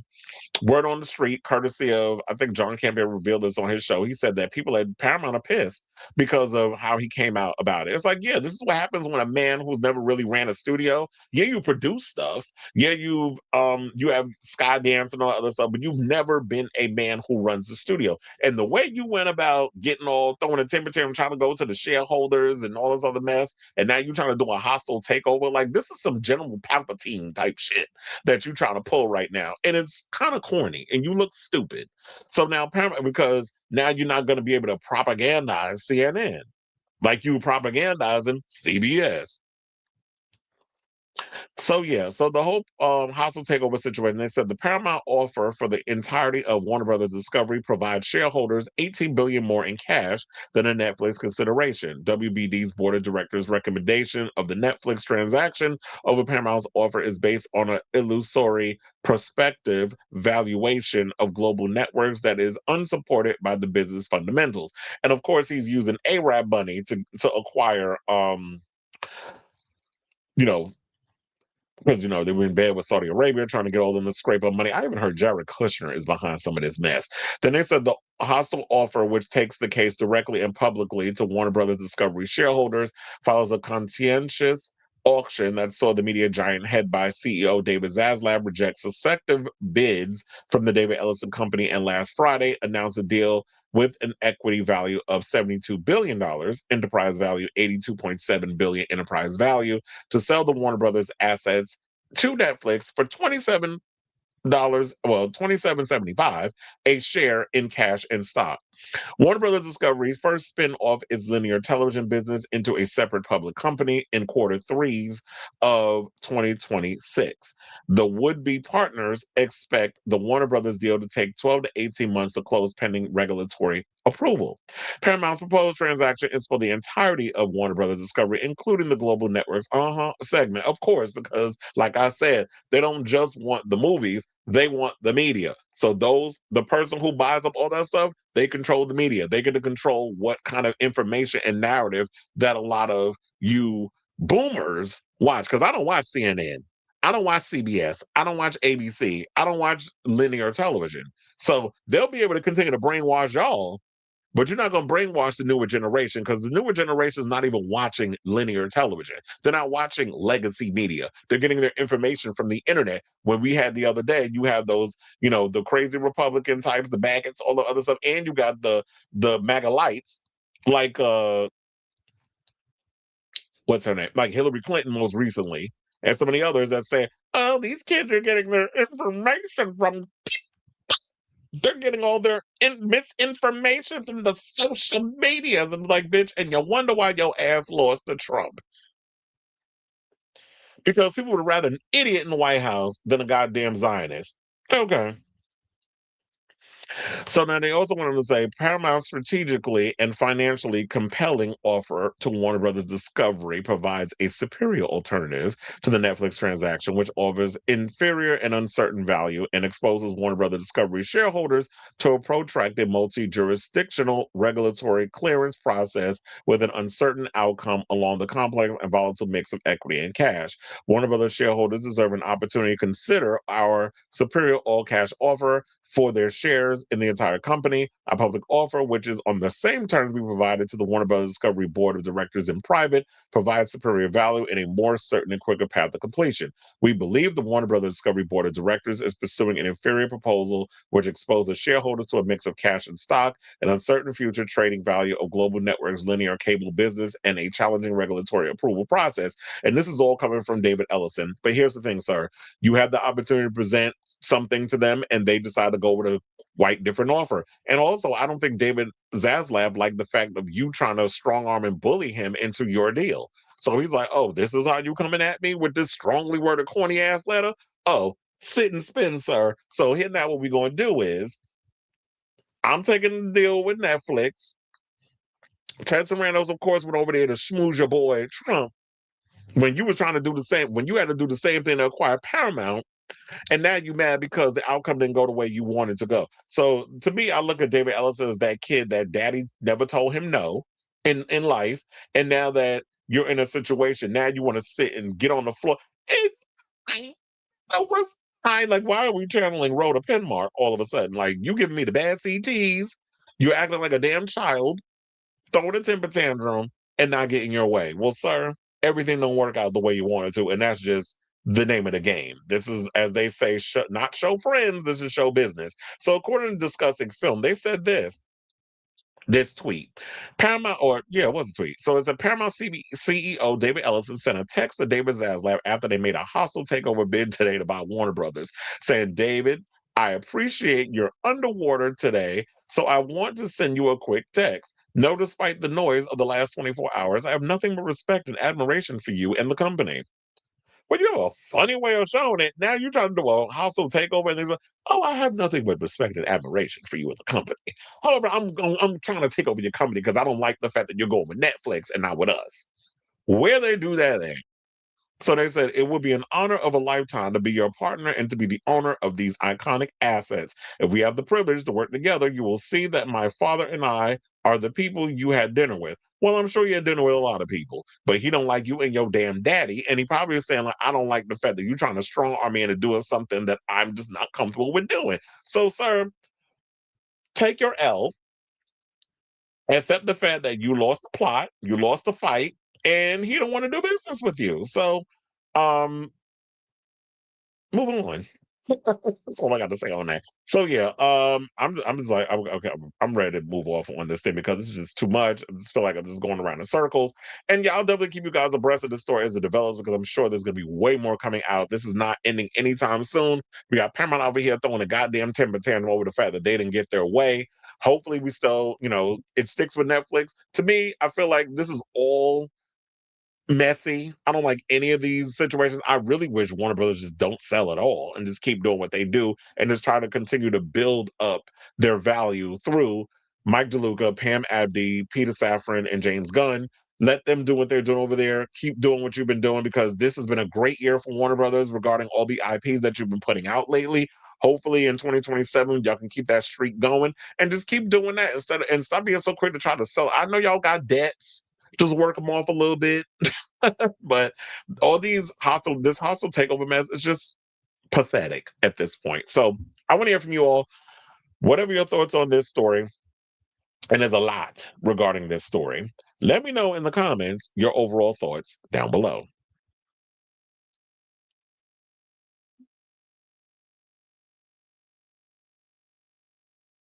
Mm-mm-mm. European Union will force Netflix to sell HBO Max because you can't have two services. Absorbing is not an option. Um, like I said, it's like probably what they're gonna have to do is absorb HBO Max, make it a hub within Netflix, and let them do what they've been doing. If it ain't broke, don't fix it over there at um Netflix. I mean HBO Max yeah, HBO because they went back to that stupid name. HBO Max always been Max, HBO Max, same shit, different toilet. Say it was a fair offer. Gas prices, parking prices, snack prices, all the prices, over prices. That's what we should say. Yeah, a drink and popcorn costs 25. Yeah, because I ended up getting concessions, which I don't normally do when I went to go see Kill Bill, but I was hungry, so I had to get something. So with the large drink, chicken tenders and fries, that should cost me almost $30. And because it wasn't part of the A list, I had to pay the price for the ticket. And the ticket was like 22. So many kids watch things on YouTube more than TV. My niece and nephews mostly watch YouTube and Netflix and Disney Plus. It's funny because it's like I'm not even a child and I watch more YouTube. But yeah, that's pretty much what it is. More kids are on. It's like you watch YouTube more so than you watch, and that's where everybody's getting their information from. Political information and all kinds and entertainment news. Like I know people watch this channel for their entertainment news and stuff. We delivering the news better than the Entertainment Tonights and the Access Hollywoods. All right, so now, child, let's get into this mess. Let's talk about swastika Sweeney. So apparently, it looks like Miss Mama's career is in the toilet because she decided to cook herself to them goddamn MAGA incels, and she shocked, or as Whoopi Goldberg like to say, Shaka did that her career is pretty much flopping before our very eyes. So yeah, so the other day, well, not even the other day, a couple of months ago, remember, she did a GQ interview and she was given every opportunity. And you know, when it comes to white people, they love trying to find a way to finagle they people out of situations. And she gave her every opportunity to clean up this mess about the whole Jean situation because she was, and people were kind of looking at it as like, yeah, you're doing like these racist dog whistles. And it was because when you're talking about your blue eyes and all the other stuff, yeah, you're talking about eugenics. So you can't sit up here and try to act obtuse. Like, oh my God, I didn't know that was about eugenics. And even though y'all could play up your little, palm isms when you could pretend like, oh my God, your racial blind spots. But, oh, I didn't know. That's the way people took it. I sincerely apologize. That's not what I meant. I just took a check and, I wasn't paying attention on something because that's not my experience. And a lot of times when it comes to white people, that isn't y'all experience. So they don't understand about racial blind spots and all other stuff until you tell them. And then when you learn, you know better, you do better. Or you can continue to play an airbrain like this dumb bitch with her Karen haircut. So or as I wish I would have had the one with that horrible ass hard, I don't know how much Aquanet they put up in that hair, but that hair looked crunchy. When she went on, she went on one of them award. I mean, those late night shows. I don't even know. It was one of the Jimmys. It's probably Jimmy Kimmel, Jimmy Fallon, Big Nuts. I don't know. Somebody's show she went on, and she had that hard, crunchy ass hairdo, which her stylist, I guess, was trying to read somebody for coming out. I said, "You ain't gay enough to try to come and read us about that bitch's hair, or maybe you are really gay and a hater because for you to make her up over to look like that." You got to have some deep amount of deeply rooted shade within your spirit to be able to do that. Same thing with the person that did Gloria Gaynor's makeup for the Kennedy Center honors. If y'all haven't seen them pictures, definitely look it up on the internet because she looked a mess. I mean, I've seen drag queens with better foundation. So Swastika Sweeney's Hollywood career is in a free fall, apparently, according to Radar Online, as her recent publicity choices have pushed studio chiefs to quietly sideline her, a shift some are now describing as professional death in an industry where image is everything. The controversy has mounted over the past 2 years, beginning with the viral backlash to her now infamous family's Blue Lives Matter gathering in Idaho and accelerating through a series of public missteps. Insiders have left major producers unwilling to take risks on her. Now, tension intensified after a recent American Eagle advertisement was branded racist for appearing to support the Aryan race worshipped by Hitler, leading it to be seized on by far right groups as a top ad campaign. Industry observers say the silence hardened perceptions along left leaning film bosses that Sweeney had chosen her political brand over her career. One of the things that pisses me off about y'all with this stuff, so basically what y'all are trying to say, and if people really pay attention, like pay attention. So anybody who has common sense, who actually has empathy and sympathy for others, who call out bigotry and racism and homophobia and transphobia and all the phobias, that's left leaning. So right wingers are racist, xenophobic, homophobic, transphobic, hate everybody unless you're white and male. So all the races are Republican. Okay. So this is kind of like the overall assumption of what people are trying to say. Because I know Republicans who don't lean and believe in the bigotry and the racism and all that other stuff. But this is what a lot of the media likes to do. They like to create these divisions. They like to come up with this lefty, all this other stuff, or you're a lib, own the libs, and all that. It's like, sit and spin. So I see through the bullshit. I see through the division, and I call out. As y'all know, I call out both sides on this damn channel. So I just hate the way y'all word certain things. So because they don't want to work with her, or whatever. It's left leaning. I don't know if the all the other stuff that Swastika Sweeney was doing, where she decided to cook herself to the MAGA base.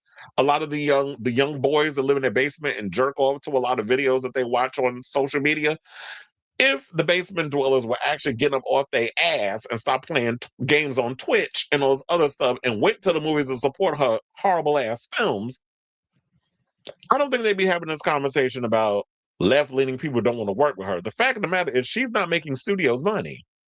And this is, as I said, show business. This is not show friends. You know how many white girls with blonde hair and blue eyes and big tits they can come across? A dime a dozen. So Sydney Sweeney just looked like your average white girl. Yeah, she'll continue to get more opportunities, but there's a million of girls that look like her that they could find. And if that girl, the next girl that's on the come up with blonde hair, blue eyes, and big boobs, can open a movie, Sydney who? Sydney what? Okay. So one studio exec strategist said executives feel she keeps doubling down on the wrong headlines. Her whole PR plan is being viewed as a self-inflicted wound. People at the top are saying she's making herself radioactive. I like that song. Isn't that by Imagine Dragons? Also, I heard her manager actually ended up at another company, so she lost her manager. I don't know if she got a new one. Well, her longtime manager is no longer with her. Now, another longtime producer said her refusal to address the first scandal was taken as a signal. Like she didn't care how it played. That's when doors started closing. She was like, because remember in the GQ interview, she was like, well, if I have something to, well, I'm paraphrasing, if I have something to apologize for, I'll apologize for. And now, because she has this new movie coming out, The Housemaid, which is based on is a #1 novel. A lot of women love that book. And here's the thing. Swastika Sweeney done fucked up the situation because she was cucking herself to the wrong gender. So while you out here with these little boys getting hard-ons over some blonde shit that they rather see make OF videos than an actual theatrical movie release. She should have been pandering herself to the female fan base, kind of like what Blake what what's her name? What we call her? Ku Klux Khaleesi Lively should have been doing before she messed up This Ends With Us. Or It Ends With Us. I'm thinking of This Is Us and It Ends With Us. I merged both the movie and the TV series. So when it comes down to that, that's what she should have been doing. She should have kind of been pinning herself to like, you should have been making yourself like the Taylor Swift of cinema. You should have been cooking yourself to the young white girls and all the other stuff, or the girls that like, stuff. No, that's what she want to do. She want to cook herself to a base that don't get up off their ass and leave their mama house to go to the movies. And where are they? You released 3 movies this year: Eden, Christie, and there was another movie that she really damn, I forgot the name of it. But anyway, she released 3 movies this year. It'll probably come to me. Y'all know it does, because I'll be drawing my blanks. And they all flopped. They also said that they also started talking about the fact that she grew up in a conservative household in Kentucky, and as many people do, adopted her parents' politics. And there had been the resurfacing of her 2024 voter registration as a Republican in Florida, by the way, I should point out. Those revelations, according to insiders, made her persona non grata in many progressive circles in Hollywood. A casting exec said Hollywood has a long memory. After that Idaho incident, people stopped attaching her to major projects. And here's the thing. Um, I get the fact that you grew up in Kentucky and and as many people do, we do adopt the policies of my parents. I'm sure that when I was growing up, I adopted a lot of the policies of my parents. My parents are like centrist Democrats. And now these days, they don't really know unless I'm literally having these conversations, telling them about, because they watch The View, they watch the regular linear news and all this stuff. And literally, if I'm in a room with them and I have these conversations, I'm literally telling you about the more progressive stuff that's going on. And they're getting it and they're understanding it and they're seeing it because I'm pointing it out to them and I'm giving them the reference points. But when you're younger, it's like you don't know much better. You just go by what your parents tell you because you feel like your parents are telling you what they're telling you is the right thing. So when you get older and you start to go out into the world, you broaden your horizons. And she has no excuse, because if you're going to get in more of something that is perceived as a liberal corporation type situation like Hollywood, where you're encountering a lot of people who are diverse. So what you learn in Kentucky and you come over to LA and you in a more liberal type of place where you get to see LGBTQIA plus people, you're around Black people, you're around Latino people, you're around everybody that ain't necessarily white, blonde hair, blue eyes, like you would see in Kentucky. You see all the people that left them areas that are in LA trying to make it and get away from those racist, backdoor, inbred ideologies, and you coming over here. So that world's going to open your eyes. You're going to broaden your horizons, and you're not going to be you're evolving more in your ideologies. But if you're coming over here still with them conservative talking points, and you ain't evolved as a woman or as a human being, oh, you're not going to last long in this business. You might last long if you decide to go make movies for Candace Cameron Bure's company, or if you want to start opposite Kevin Sorbo in one of them straight to streaming flicks, or you can go hit up that mail order whore Mulania, because apparently she got her production company. She talking about she gonna be making movies and things now. I don't know what she know, but she's going to be making movies about the thing or whatever it is that she. Remember, did y'all see that video? Speaking of which, of Melania, did y'all see that video of her where she was reading to kids? I was like, vampire out here reading to the kids. Reading is fundamental, but not for her. So, with all that being said, oh wait, there was another thing that an executive said. So let me get to that, and then we'll get to her apology tour. So they said a veteran talent agent explained there's an unspoken rule. You could be anything privately, but publicly identifying as conservative is now career quicksand. It puts her further out of the room. And that's true. I'm sure that there are a lot of people, trust and believe, that work in Hollywood that y'all love, but behind the scenes, they voted for Trump. They believe in a lot of those those corporate centrist ideologies or whatever the case is. They real conservative behind the scenes, but on camera, oh, I'm the most liberal, whatever, whatever. And yeah, play it up, fake it. That's what you're supposed to do in Hollywood. Hollywood is one big phony situation. that I like to dismantle and let y'all know the tea because I'm messy. But for the most part, yeah, you come across people who have conservative views, and if that's your views, that's your views. But you shouldn't make your views public because the minute you do that, you pretty much hooked yourself into a corner.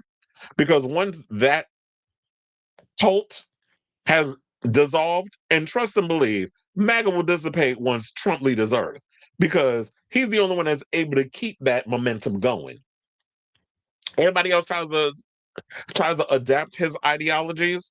It don't work. People apparently see through it, but they can't see through Donald Trump's bullshit. It's weird how that happens. Everybody else jumps on the bandwagon, and y'all see through it, but you don't see through it when it comes to Trump. Is he kind of like that? Remember that season of Angel where it was like everybody looked at Jasmine as like this beautiful entity? And who was it that actually saw it through? I think it was Fred. When you saw that she was like this worm creature, it's like everybody sees the big, beautiful, you know, Gina Torres. But then when it come down to it, Jasmine looked like a worm woman. But only very few of us can see the creature for what it is. Kind of like They Live, when you put on the shades and it says obey and all that other stuff. That's what it's giving. So yeah, then it was talk about her being a Bond girl, but I don't think that's going to happen. So yeah, so here was her apology. She said, I did a jean ad. I mean, the reaction definitely was a surprise, but I love jeans. All I wear are jeans, and I'm literally in jeans and a t-shirt every day of my life. Well, that's what she said in the beginning. So now, with the housemaid coming out, now she want to backpedal. And so nobody should be, well, I guess we are kind of subscribed, but people aren't buying it because they're like, girl, you have 5 months. You could have said that 5 months ago. I mean, the whole jean situation. So yeah, so she said this. Wait, let me close this one. And she said, I was honestly surprised by the reaction. I did it because I love the jeans and I love the brand. I don't support the views some people chose to connect to the campaign. Many have assigned motives and labels to me that just aren't true. Well, why didn't you say that then when you did the GQ article? You was like, if I have something to say, then I'll say it down the road. And then when she asked Swastika Sweeney about the overall reaction from Donald Trump, because when he started to assert himself, now you made it political. You made something that was an outrage from people of color who were bringing this up in their TikTok videos and those other stuff. And then it was a back and forth, of course, discourse online. Now Trump is asserting himself in what's going on in pop culture when you're supposed to be as acting as a president. So now that he's made it his situation, now it's become political. And I hate when people say, stop bringing politics and everything. Well, tell him to stop doing it because he's the one that's doing it. So once he decided to open that Pandora's box, then we have to go over there and talk about it. And she was like, it was surreal, which means that she feels like she made it. Now Trump's talking about me. It's a new kind of attention. And then you had a lot of the people who were Trump supporters that were being all pro Sydney and trying to make her the mascot for their base. Now it seems like because his numbers have dropped amongst young men because, of course, the job market is in the toilet. Yeah, the numbers are really bad. Look them up. Now that the youth, the young male market and all the other stuff is turning demographic, I should say, is turning on Trump. Seemed like Sydney Sweeney's losing that base now. These people are fickle. They love you today and then you're gone in an hour. So she said, anyone who knows me knows that I'm always trying to bring people together. Really? Because I've never seen that happen. I mean, even down to the point we're hearing Zendaya don't even want to be associated with you, and they have the new season of Euphoria coming out.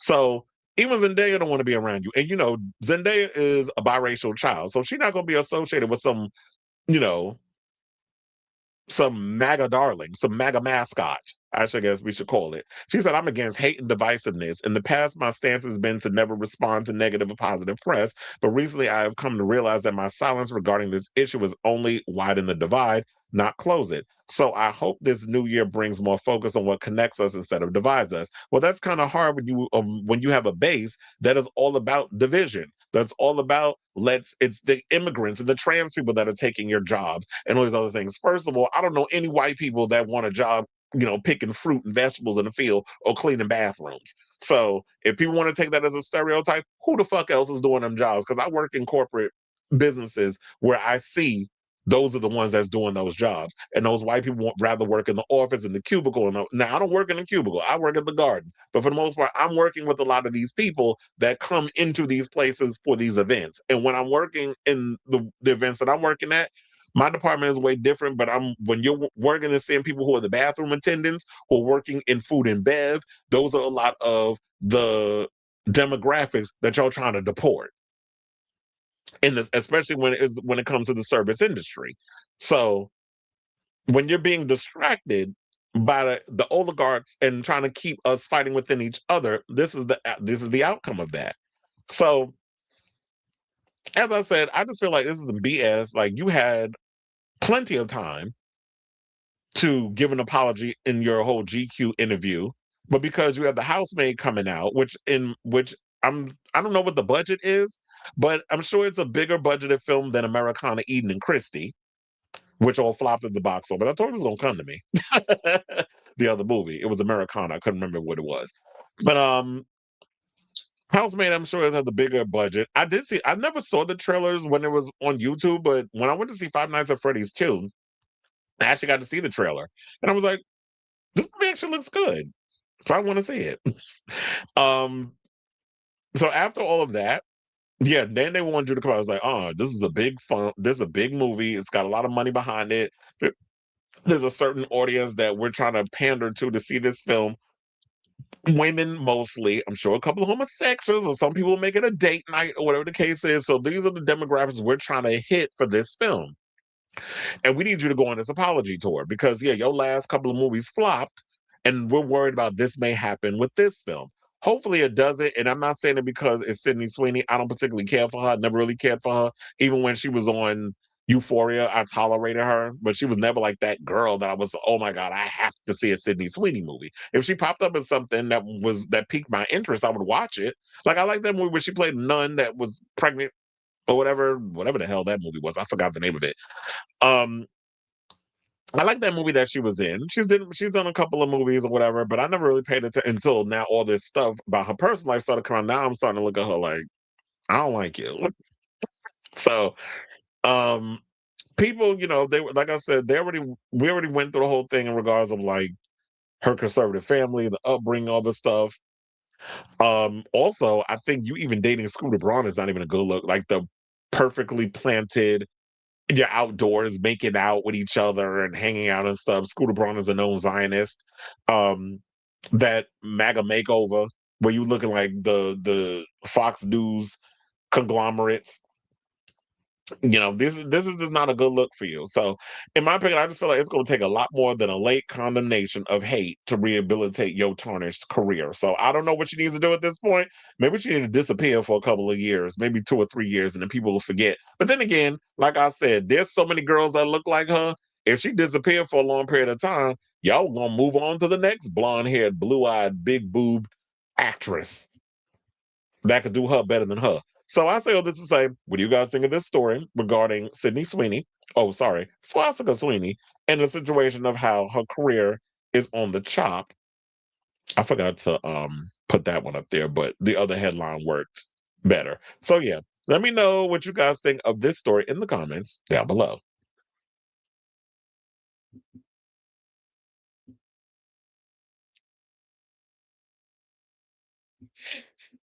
Imagine 22 for chicken no, it was way more than that. The ticket was $22. Chicken tenders and fries, that came out to like almost 30. That was like, I think I paid like 27, $28. But yeah, that's crazy. He's like, oh wait. I don't know who you referring to as a hater, but I got way too much things going in my life to be hating on people I don't fucking know. And so you said, can we congratulate Kylie Minogue for getting her 11th UK #1 album and her Christmas? Hold on. I had to ban that person because you're not gonna get the last word in on this channel. I'm the one that gets the last word. I cut you out and then I block you. It said, can we congratulate Kylie Minogue for getting her 11 UK #1 album and her Christmas song about to be her biggest hit since All the Lovers. Well, I don't particularly care for Christmas. I can't stand Christmas. I just think Christmas has just been so capitalized and overrated and it's corny. I don't even feel like Christmas to me, to be honest. But um Christmas is what it is, and there's nothing we can do about it. So, and I haven't even listened to her Christmas album yet, and that's probably because I'm not in the Christmas mood. But one of these days, I'm gonna get around to it. Maybe on Christmas morning when it is the day it is, I might pop it on just to listen to it. But right now, I'm not in the Christmas spirit. Y'all know my favorite holiday is Halloween. Yes, it's not considered a holiday, but in my brain, it is. So, um, I'm not looking forward to Christmas. I just can't wait for it to come and go, and I can go about my day. But congratulations to her because I'm tired of Mariah and them same tired ass Christmas songs that she be saying. If I have to hear all I want for Christmas is you one more time, I'm gonna pull my hair out by the root. But then again, I might have to tug it a little bit because I don't want no bald spots. I'm so glad I'm a child of a situation where I don't have no balls. So Hollywood is a business, and business don't like risk. Sure don't. She made herself too risky for Hollywood. She can sit and spin just like any other rage baiter.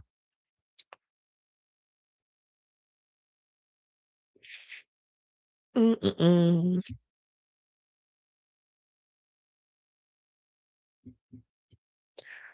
I will only see the housemaid because of Amanda Seyfried. Even the Brandon guy is now just distant. Yeah.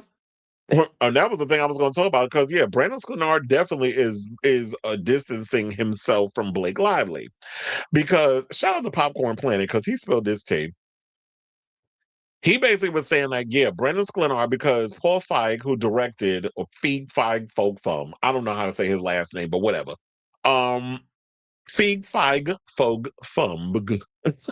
But anyway, so Paul went and did a recent interview where he basically said that he got Brandon Sklenar because of Blake Lively. Blake Lively put a bug in his ear, was like, oh, I just worked with this guy in a movie, definitely check him out. And I think it's because Brandon decided to play Switzerland and was like, oh, everybody's picking on Blake Lively. And he was very much anti Justin Baldoni. He was very much pro Blake Lively at the time.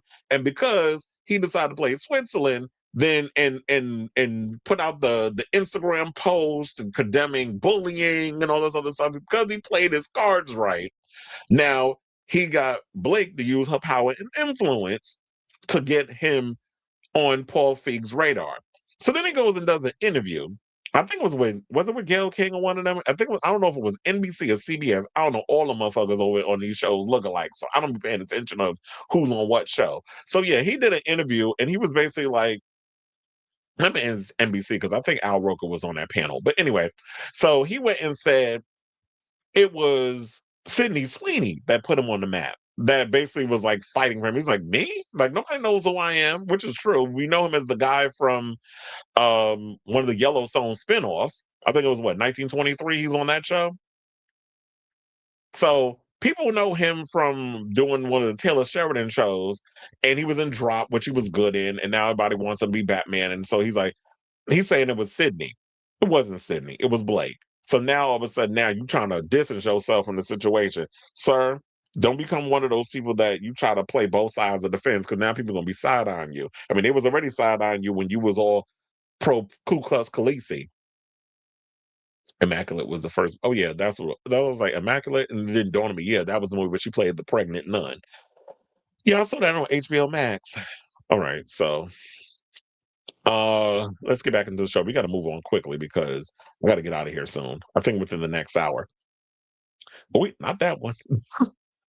Let's talk about this moron. So the other day we talked about Pharrell, who basically went on this whole situation where he basically said that he despises politics. It's a magic trick. It's not real. I don't believe in either side because I think when you pick a side, you are inadvertently supporting division. It's like, no. When you pick a side, we know where you stand. When you don't say anything, like what we said about Sydney earlier when you kind of take like this neutral situation, which you can no longer do in this current climate that we're in, because now the current administration has figured out a way to market politics and make it like this big marketing situation, which is why you see so many grifters jumping on the situation, from the Joe Rogans to the which I actually forgot to mention this. Joe Rogan and Ben Shapiro was out here working hard to get best podcast nominations for the Golden Globes. They were both snubbed, by the way. So I forgot to bring that up earlier in the show. So when you have them trying to jump on the bandwagon, when you have Erica Kirk trying to jump on the bandwagon of her husband, and now I'm hearing the numbers for Charlie Kirk's podcast is in the toilet, and rightfully so. He's not here to spew his propaganda that he was paid millions of dollars to do. So nobody wants to hear from some former beauty queen and a wannabe reality star.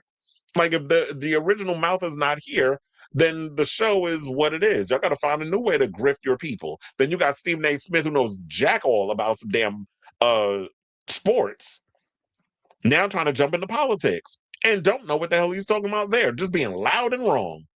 Shout out to Sonny Hostet for dragging him on that episode of The View the other day. You know, you get points for that. So,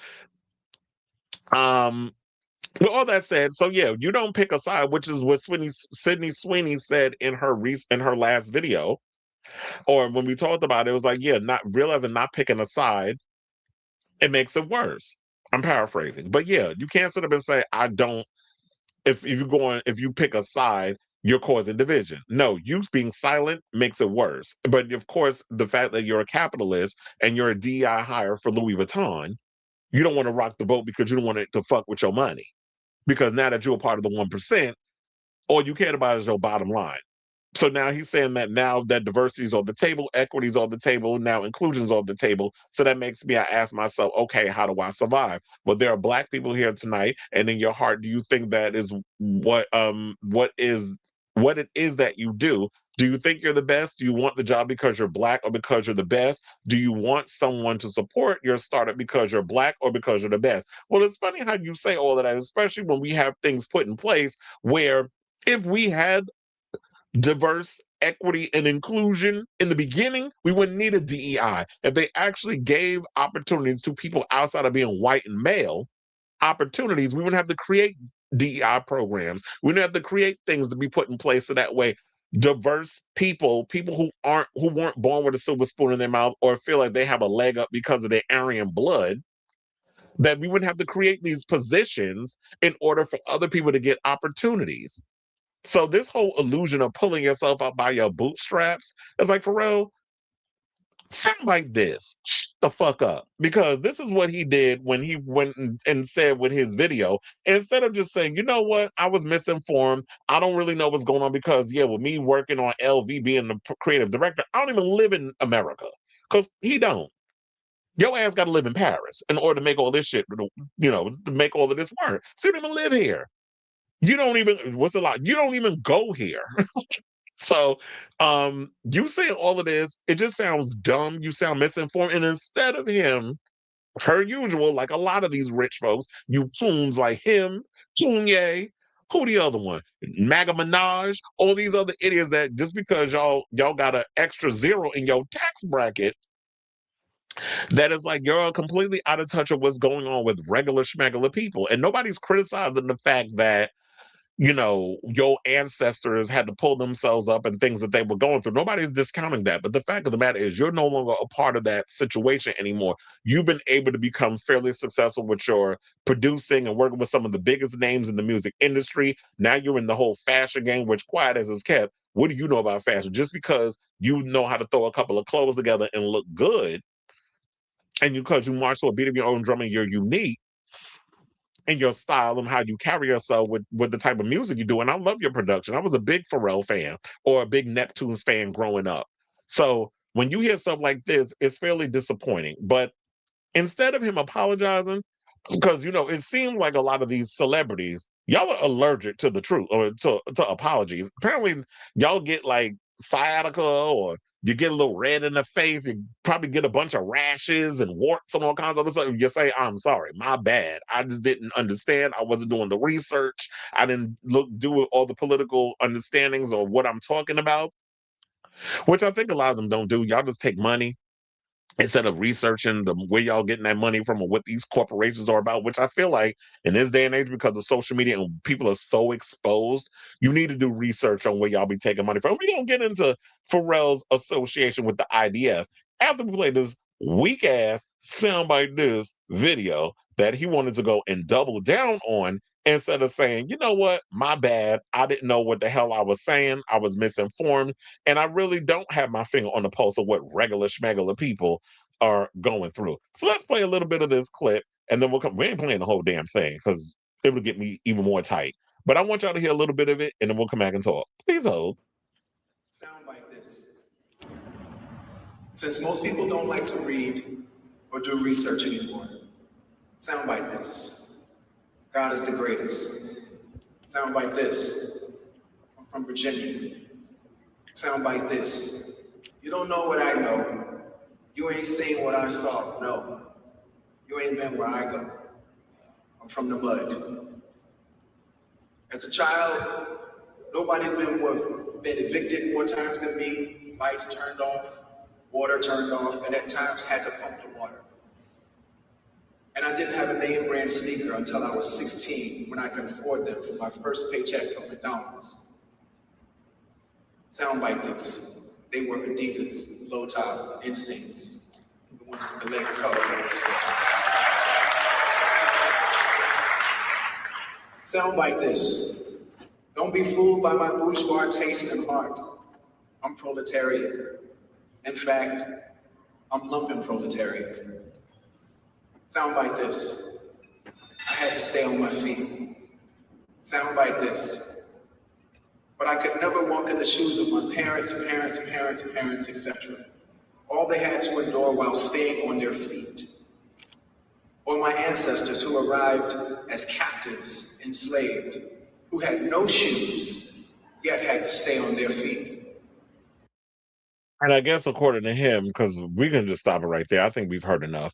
I guess with him saying all of that, that excuses the fact that he's out of touch with what is actually going on with regular people in the world today. So yeah, it's great that your ancestors had to stand on 8 feet. Why does it kept? I've had jobs where I've had to stand on my feet 8, 9 hours. So, and I'm still alive. I'm still up doing things, but it still hasn't kept me from understanding what people who are my peers and what people who make less than me are going through. And I would think that you were trying to understand that too. But you feel like because you're trying to say, oh, well, you don't understand my struggles. I just feel like you don't understand our struggles or what people are struggling and going through today. So I should point this out that where this was at was he was getting Shoe of the Year award for his Virginia Addis Star Jellyfish collab with Adidas at the Footwear News Achievement Awards. So this is what that's what he was basically getting with that whole tight ass speech. But and I should get his title correct. He is the men's creative director for Louis Vuitton. So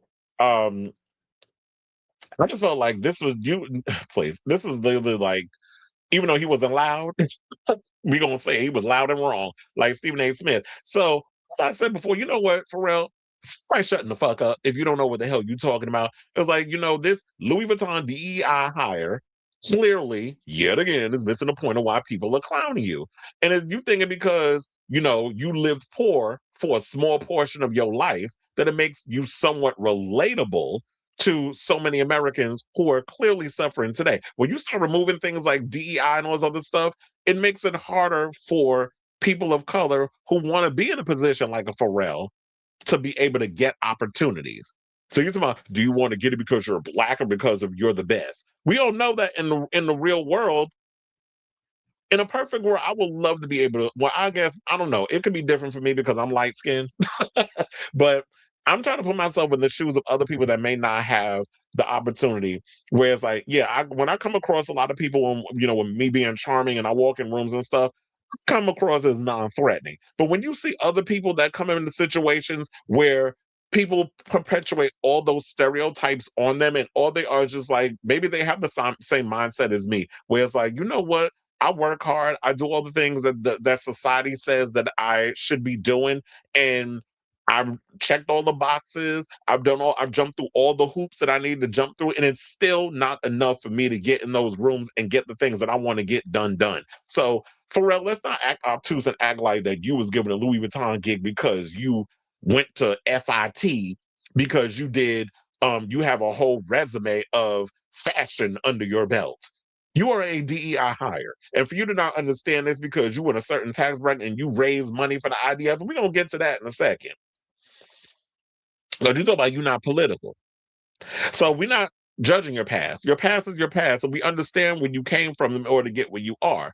I'm judging what you recently said regarding, being the best and getting the job you desire, as well as your comments regarding DEI.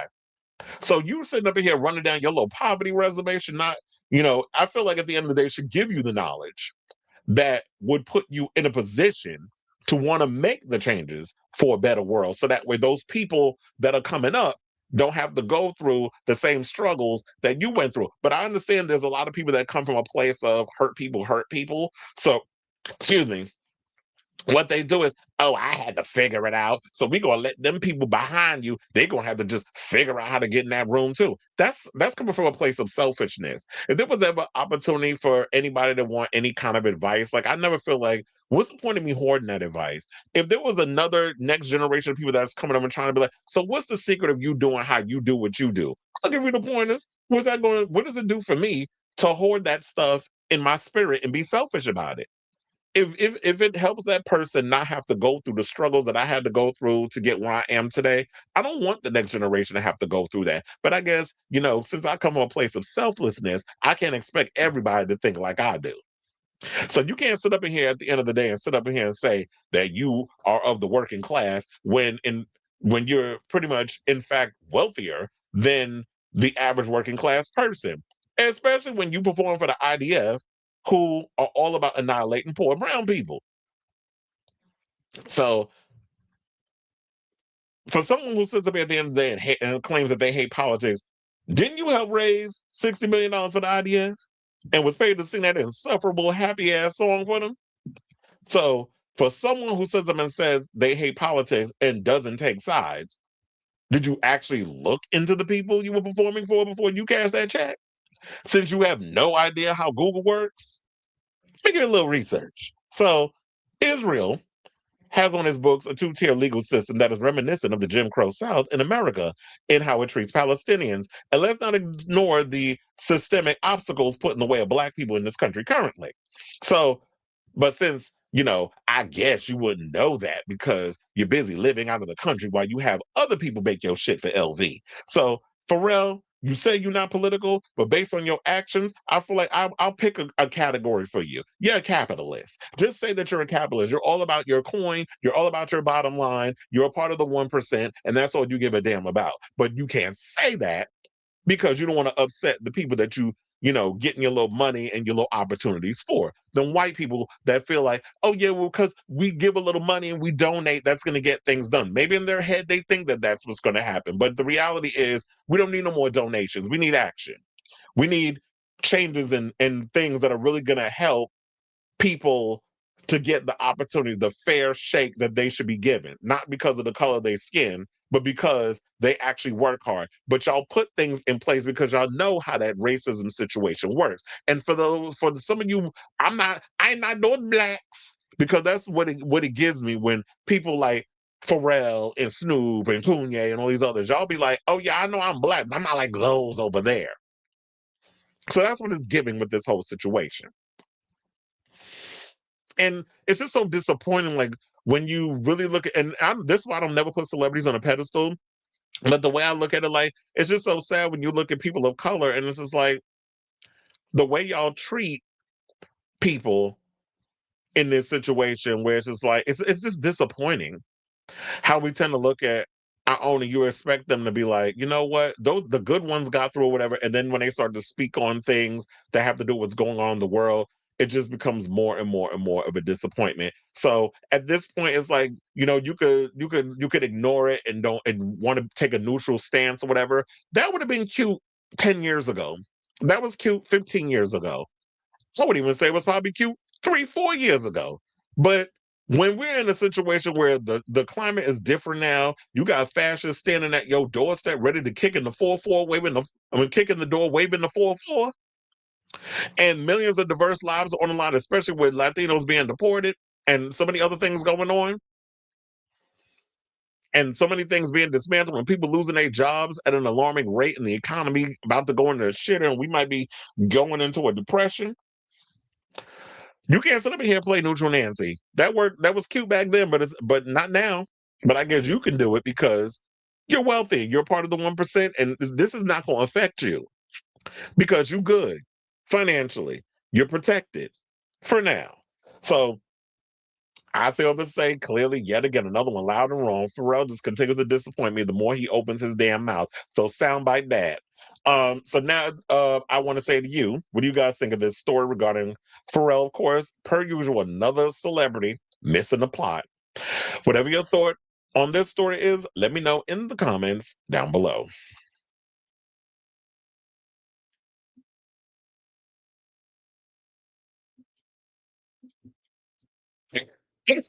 Okay. Pharrell's a reflection of many black celebrities and capitalists, just loud, proud, and dumb. Okay. Sure did. Khalees warned us about that man. And everybody was like, Khalees need to go out there. I said, Khalees is fine. Khalees now living, where she live in Nigeria?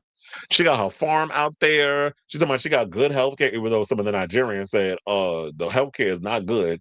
If you can afford it, then yes. So it might be good for her because she got the coins. But the people that live there, they're like, no, it's not good for us out here. So she's over there living in Nigeria currently. She ain't got time for Pharrell and his shenanigans. Okay.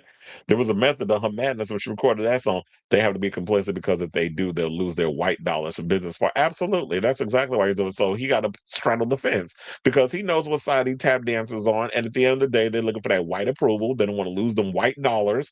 And if you challenge them and speak the truth and say all the things that we know you should be saying, then Pharrell's market value goes down. So that's why I said pick a side, and the side that you should pick is capitalist because that's clearly what you are. That's why I said like you've been famous more than you've been non-famous because you came out like when you right out of high school you were making beats and your career pretty much took off working with some of the biggest names in the business. So you've been famous more than you've been poor, or you've been wealthy more than you've been poor. Like you 50 something years old, so you've been like what 30 years of your life. So, in your teens and everything, you were going through whatever you was going through, you was broke. So you started getting rich. You've been rich for about 3 decades. So you've been rich more than you've been poor. I saw a video of kids in Gaza playing in front of their demolished house. hmm So yeah, they ain't got nothing. So that's what they've been doing. Is like even though, and that's the good one thing I would say about Palestinians. Shout out to y'all. And I hate I be windmilling hard for anybody that's going through any kind of hardship. So um, with everything that's going on with them, bombs being dropped on them, being used as target practice, starved, all the other stuff. These kids are still resilient. And they're still going on living their lives.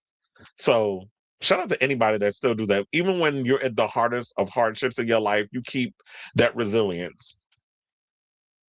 That to me, like the tenacity of the human spirit, that's always like just an awesome situation.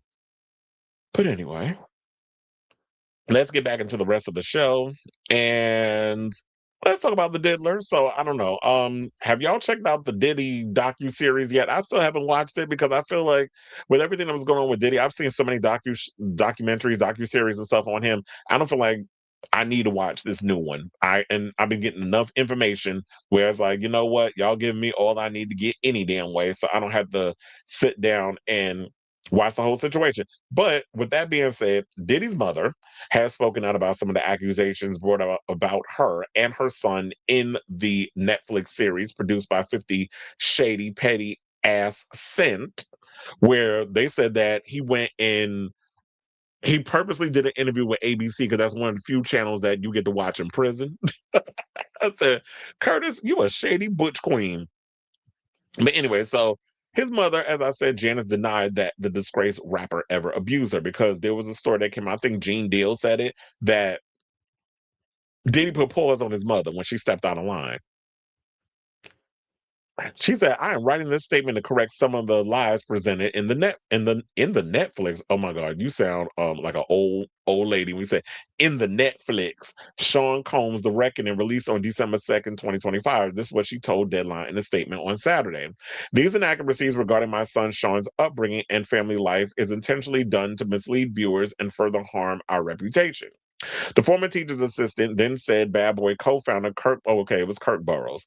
I know I got one of them confused. Claims that Sean, 56, slapped his mother as they conversed about the 9 people who were unalived in the 1991 City College stampede. The act bad rapper organized were inaccurate and patently false. That was a very sad day for all of us, she told the outlet of the deadly crowd push that took place in an overly packed school gym. I don't believe it was a sad day for your son because he managed to slither his way out of the. And we already know Diddy is a grade A narcissist. That man only cares about himself. So for him to use this tragedy and incorporate fake narratives to further his prior failed and current attempt to gain what was never his, Bad Boy Records is wrong, outrageous, and past offensive. I am requesting that these distortions, falsehoods, and misleading statements be publicly retracted. Well, girl, just like the old dusty $2 wigs that you be wearing on your head, it's not going to happen. Because that's what I don't ever understand about Janice. The amount of money your son has, he don't know no good Asian lady that can get her some good wigs. Like, her wigs be looking a mess. I don't know whose wigs look worse, hers or Swastika Sweeney. You know, that new wig that she been walking around wearing, trying to give Karen tease. But yeah, Janice, you be looking a mess with these wigs. Somebody rack all them wigs up and just create a bonfire and burn them shits and get her some good human hair to put on that head. So he went and said this.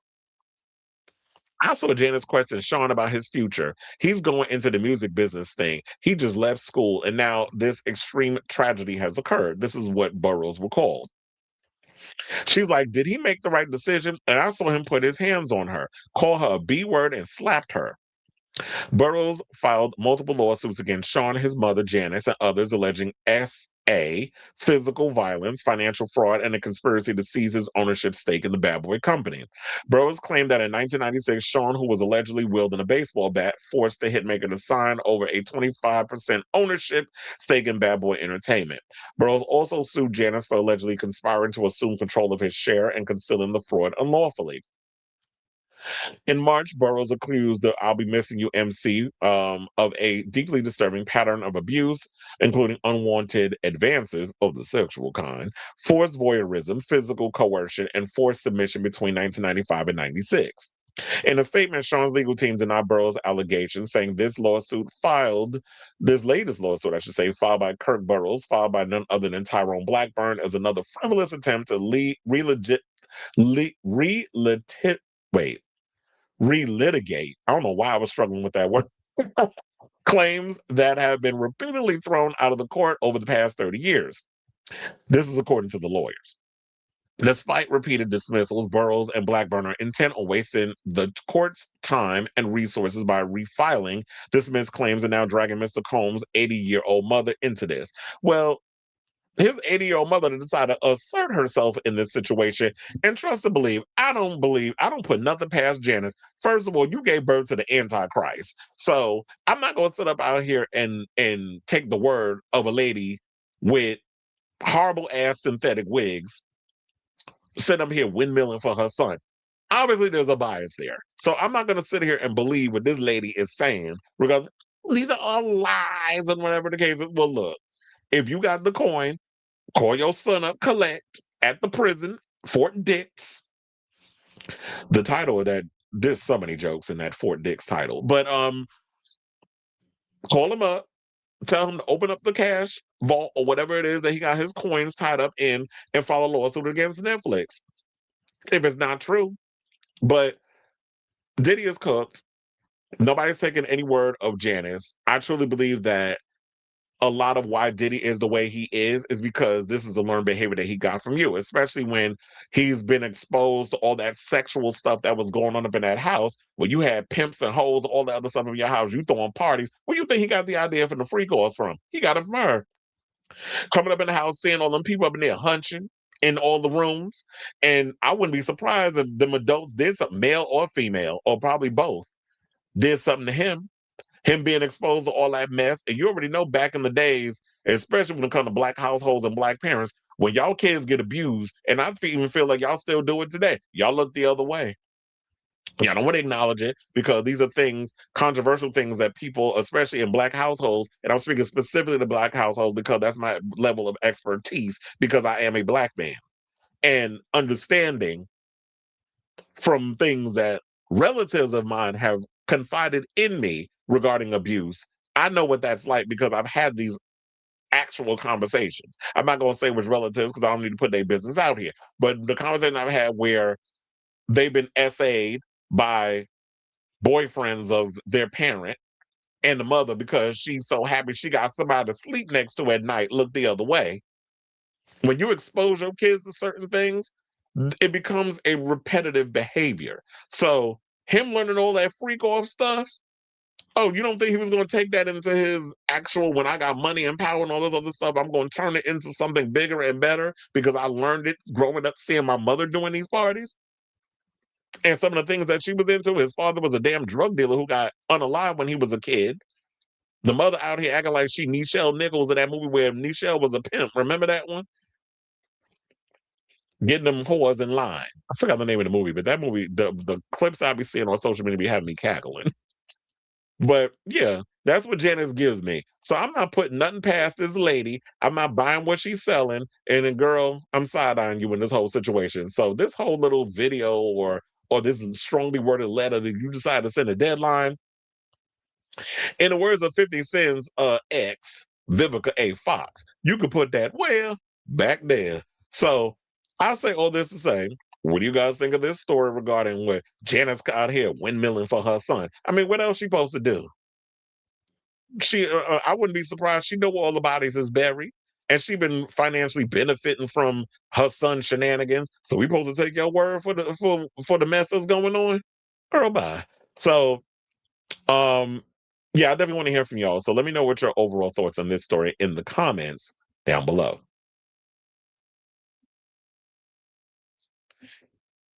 Child of Ghetto. Okay, so I watched it last week. I binged it. Okay. He said Biggie didn't want to go to California. He wanted to stay out of the drama. Also, he made Biggie's estate pay for his own funeral. Yeah, I heard that too, but then some people were trying to say, oh no, that's not true. I don't put nothing past Diddy. That's not the first time he's actually said I'm gonna do this, and had someone else foot the bill. So that's why I believe that story. Then did his victory dance on a please. Remember that stupid ass "I'll be missing you" dance that he be doing, twirling on the stage like a big old queen.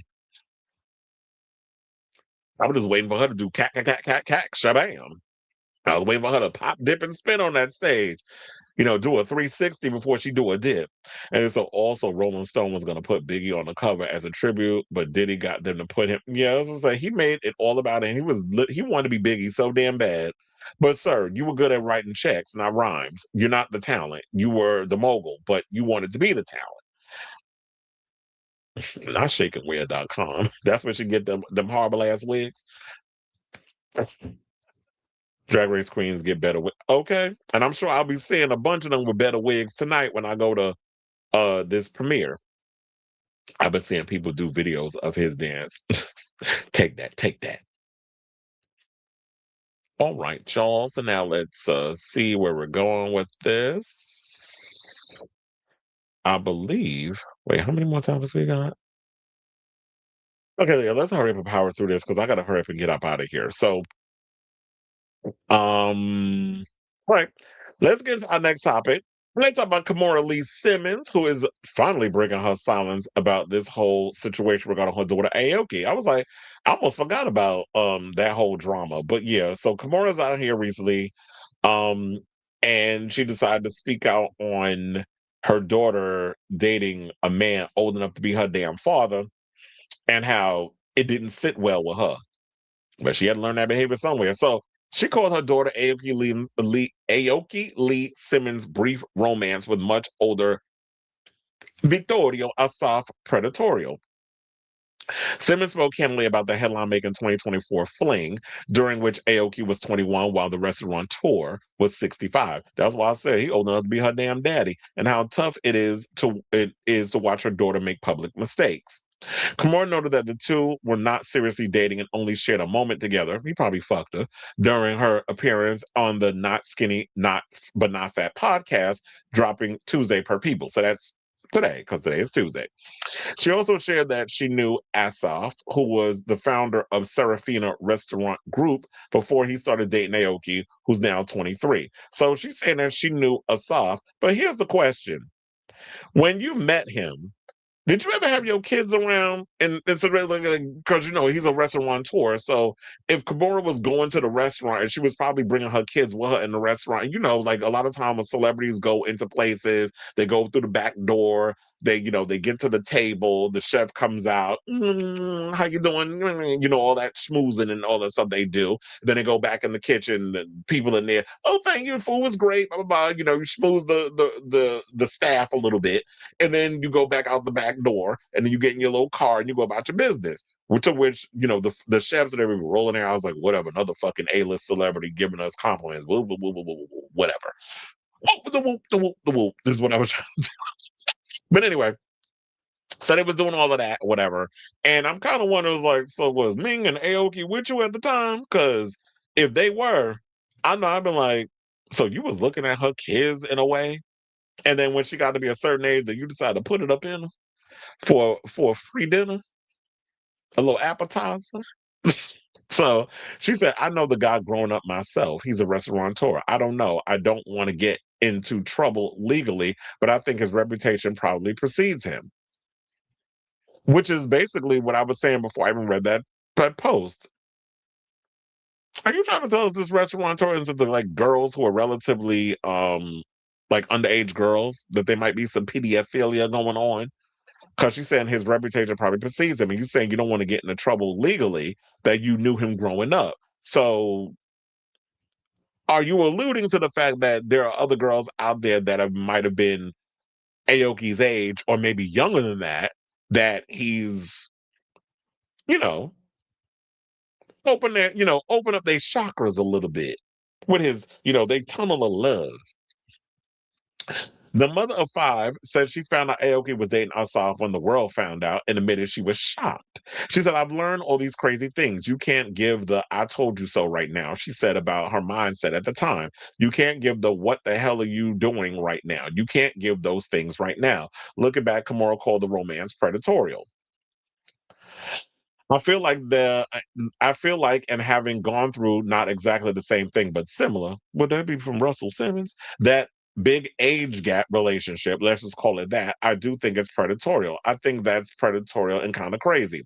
Kimora met her first husband in 92 when she was 17 and he was 35. That's why I said, because I remember, I was like, so you talking about Russell?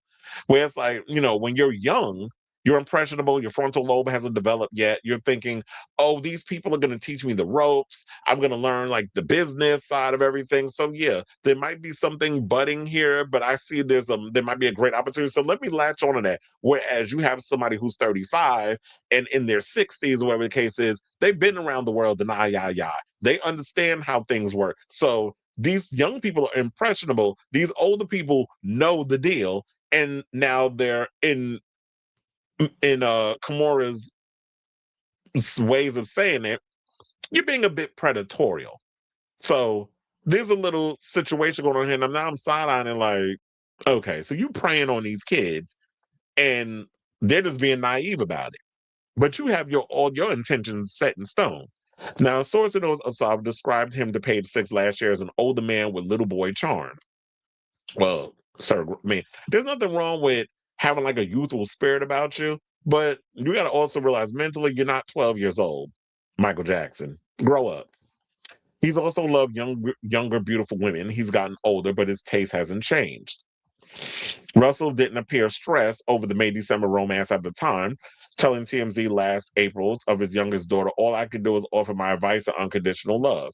Well, what could he say, especially with Russell's alleged reputation? Meanwhile, Kimora admitted to the outlet last month that she was embarrassed to see the PDA pics of Aoki and Asaf, whom she likened to not a toad, child. She said she's young. She's a young, pretty girl, and I think we don't think the toads we may kiss is going to be broadcast. And I personally feel a little bit like she was set up, which is why I try to teach the girls. There's definitely an age dynamic there. And I guess some people like, well, girl, you can't give that advice because you kissed a toad. That toad being a daddy. So how can we take anything Kimora says seriously when you need to be the one to lead by example, especially when it comes to your reputation of the type of men that you've acquired and you've gotten knocked up with. Most recently, the last husband you had, wasn't he rung up on some old white collar fraud charges? So I like the fact that you're trying to look out for your child and you want to be all diplomatic in this situation, but come on, and I like you because here's a joke. Actually, one of my friends, Rodney, used to call me Kimora because we have like the half Asian, half black thing going for us. So he used to, as a joke, he was like, "Yes, Kimora." So that was always my little thing. Well, I'm telling you that now you bitches going to start trying to call me Kimora in this damn show. But anyway, so there was that. So it's like, while I understand you trying to act like you mother of the year, girl, your reputation when it comes to the men's isn't all that squeaky clean either. So I say all this to say, what do you guys think of this story regarding what Kimora had to say about her daughter?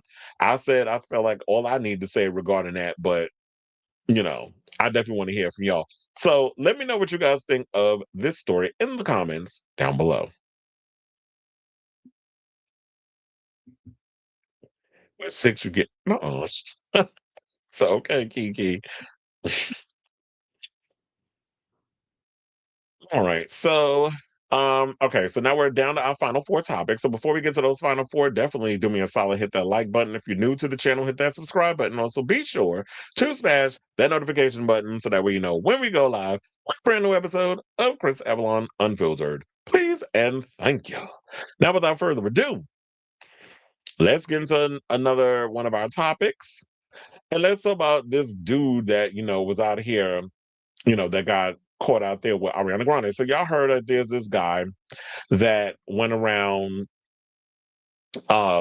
There was a situation that happened with him and Ariana Grande where she was promoting Wicked for Good. He jumped over the barricade, ran up to her, wanted to take a photo bomb and all, wrapped his hand around her. She weighed like 12 pounds soaking wet, and her personal security, Cynthia Erivo, jumped in and was about to throw them bows on that boy. So what had happened was he did 9 days in jail. He was banned from Singapore, sent back to Australia. So for those who haven't been paying attention, Lady Gaga is currently in Australia doing multiple dates of the Mayhem Ball. And she basically told her security team, and they showed it on a video that I saw. Like, you literally see his face on one of the pictures. I might actually bring that video up for y'all to see if you haven't seen it. But yeah, they have his face on pictures outside of the stadium that if he tries to come up in here and be a part, like see the Mayhem Ball, he is not allowed inside. So he's been banned from seeing Lady Gaga's Mayhem Ball, which I told you I've seen like 5 out of the 6 shows at the Garden. Phenomenal show. She definitely gives a great show. It's a good show. Definitely check it out. But so, according to Pink News, they said the Australian man who accosted Ariana Grande at the premiere of Wicked for Good in Singapore has been reportedly banned from attending Lady Gaga's The Mayhem Ball tour. Johnston Wen was arrested after grabbing the movie star as she walked the red carpet. Oh, sorry, the yellow carpet. They always change the colors at Universal Studios. Cynthia Erivo was applauded for stepping in. Don't even get me started on that whole situation because the way y'all been going online about their relationship has had me cackling. But let's move on. So Wen was sentenced after pleading guilty to a charge of public nuisance. Passing sentence, District Judge Christopher Goh noted that Wen had behaved similarly on previous occasions. When it was known online as Pajama Man, frequently posts footage of his public stunts.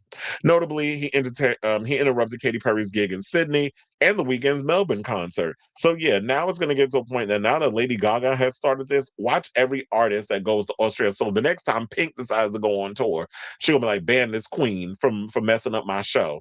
Because to me, it looked like Pink is not like all these other girls. She ain't gonna look at you. She gonna deck you in your throat. She from Philly at the end of the day. So she's not gonna let you get away with that mess. So, sir, it looks like now it's going to be at a point where you're not even going to be able to. The only way you're going to be able to see concerts is through fan footage on YouTube or TikTok. You don't have to live vicariously through other people because you out here being stupid. Now they're not going to let you in. So now they said with Gaga performing in Australia, some social posts suggest that Wen has been banned from venues where Gaga is performing. One Gaga fan account posted, Lady Gaga's security team issued orders to prevent Johnson Wen from entering the venues due to his recent attack on Ariana Grande and his victory of stage intrusion. So yeah, I do have that video. Hold on. Let me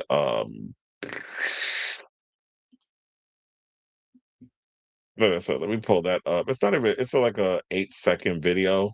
If you could probably hold on. Let's see if I can pull that video. It was Lady Gaga now. That's who had the video. So yeah, you can see her. Uh, if you actually look, you see his picture. Right here, you can see that crazy hair, and you see the face. You can't read what the note says, but you pretty much have an idea of like, yeah, they definitely have him on paper. And then it said they have a photo of the guy who tackled Ariana on the security briefing. Now you know what I mean. When I get my briefings and stuff, when I work at the garden, I don't have it sticking out where y'all could see exactly what my notes and stuff because we're not. What the thing is, you're not allowed to share your notes with a lot of y'all that's coming in. Y'all not supposed to know the information that we're supposed to know. Now, if there's certain things that we want to let you know, we'll tell you. But a lot of stuff that's going on in our notes, we're not supposed to let anybody know that. So I don't understand why he had the paper all out unless he was willing to kind of give that information out there, or somebody was just being nosy, decided to zoom in. So the caption is accompanied by a video that appears to show a security guard y'all saw holding a piece of paper, including a photo of Wen. Gaga opened the Australian leg of her tour in Melbourne on Friday and Saturday night. Her next stop is Brisbane on Tuesday. That's today, December. Oh, today's my grandfather's birthday. May he rest in peace. The Abracadabra hitmaker is then set to conclude the Australian tour in Sydney with 2 nights on December 12th and 13th. Now, when Wen was sentenced, Judge Go outlined, you should be mindful that these are always consequences for one's actions. You seem to be attention seeking, thinking only of yourself and not the safety of others when committing these acts. Now, while Wen may be banned, LGBTQ plus pride flags are not. Fans flocking to see Mother Monster have come bearing gifts and signs, but venue organizers are asking fans to leave them behind. Now, depending on the venue, there are rules in place that ban fans from entering with gifts, flowers, or stuffed toys. The request has been linked to recent incidences where concert goers have nearly hit Gaga with gifts like they're throwing on stage. Now, out of all the Australian venues, Melbourne's Marvel Stadium are most strict. The rules of signs, banners, and flags are very strict. They said no signs, no banners, no flags are allowed. Also, no gifts permitted, including no stuffed toys or flowers. However, there is an exception with a footnote that states pride flags without a pole are allowed. So I agree with that because I understand that during Vanish Into You, she does go on the floor and she goes around and she's singing the song and she's collecting gifts from a lot of the fans who are up front. So now that, of course, a lot of y'all, I understand y'all probably mean well, but but throwing stuff on stage, it's bad. And it's a pretty intricate type show, and you can't have people slipping and falling on things that y'all throwing on stage, and who knows what y'all bringing up in there. And so, yeah, unfortunately, they can't have all that stuff in there anymore. And also, I already knew, well, of course, me working a couple of her shows, she is very strict in regards of like a lot of things that she wants at a lot of these venues, including like for me and myself, I can't even go back a house with situations because she likes some privacy, all this other stuff. So a lot of us who normally like to float back in back a house because we got to get to point A and point B, we got to change up our route because depending on the celebrity, you know, we have to abide by certain rules because, you know, if they're renting out the venue, they get to have the say so over us. It's not our house that day, it's theirs, depending on how much money they put behind these shows. So it is what it is. And unfortunately, see, young man, you did something stupid. Now look at you. You ain't gonna be able to go to another damn concert in Australia. So I say all this to say, what do you guys think of this story regarding the latest news on Johnson Wynn being banned from seeing Lady Gaga and probably other future celebrities who are going to follow suit on this in concert because he don't know how to act, because he doing all this foolishness for clout. Hope it was worth it, sir. So let me know what you guys think of this story in the comments down below.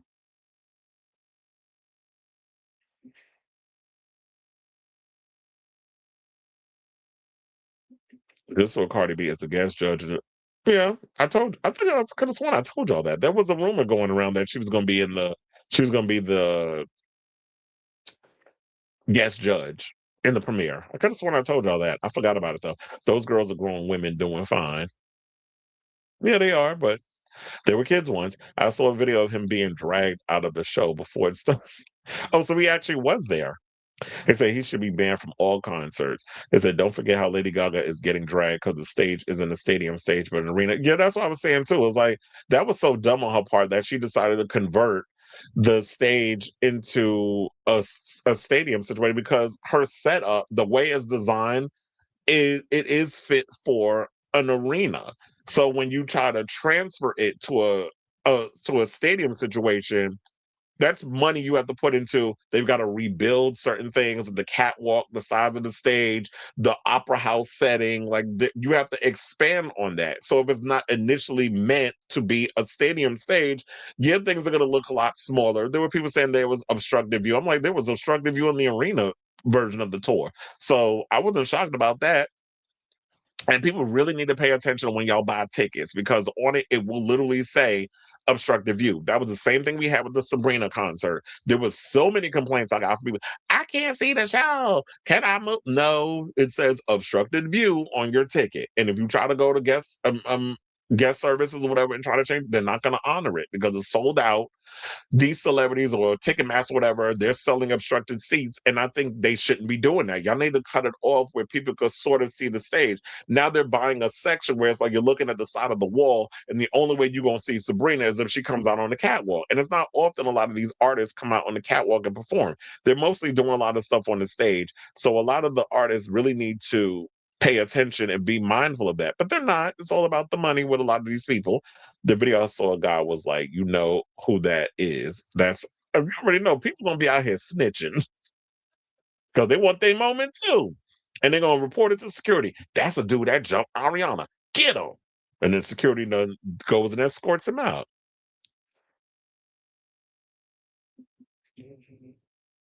Well, I had to probably check that out later. So if I would have seen that during the comments, I probably would have pulled the video up. All right, y'all. So now let's get back into the show.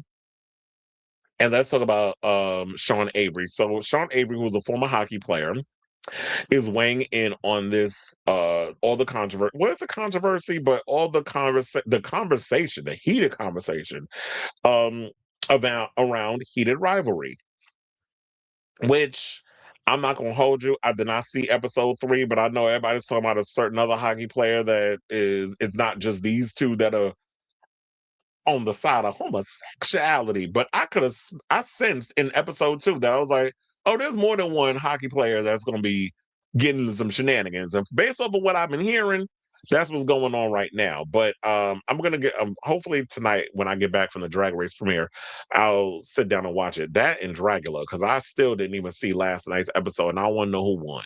So hopefully it was a Bora, but they also said so. Sean Avery has said he thinks the steamy LGBTQ plus hockey show Heated Rivalry could be the key to supporting a gay National Hockey League player coming out in the future. The 45-year-old retired New York Rangers star has shared his thoughts on the show and the potential of closeted hockey players coming out. Heated Rivalry charts the rivalry between Canadian Shane Hollander, played by Hudson Williams, and Russian Ilya Rozanov, played by Connor Story. Over the years of their competitive rivalry, they engage in a passionate but secret romance. Now, speaking of Rolling Stone, Avery shared, I don't know firsthand of any homosexual players, past or present. That being said, I do think I must have that had a gay closeted teammate at some point in my career. I'm sure you have. And trust and believe, there have been many times that I walked past them Rangers because there's when we have like the driveway and I have to cut across in order to go pick up my device and stuff for the show in case any incidents happen, I got to put it in instead of calling base.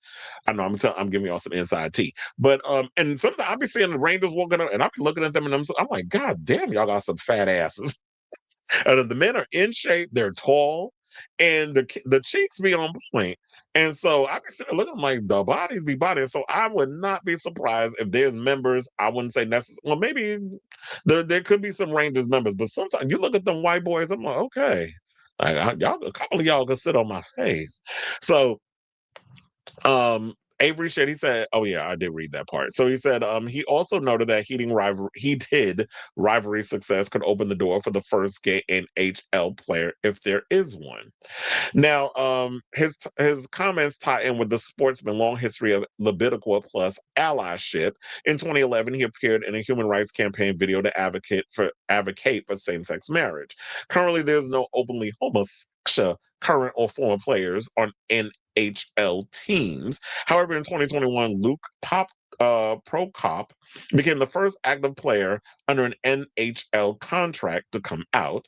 Though he's not yet to compete in the majors, he plays for the minor league team Bakersfield. Now, Avery says, I love heated rivalry. It's the worst hockey show ever made, but the most incredible gay hockey show ever made. Sometimes I look away from the TV. It's pretty graphic.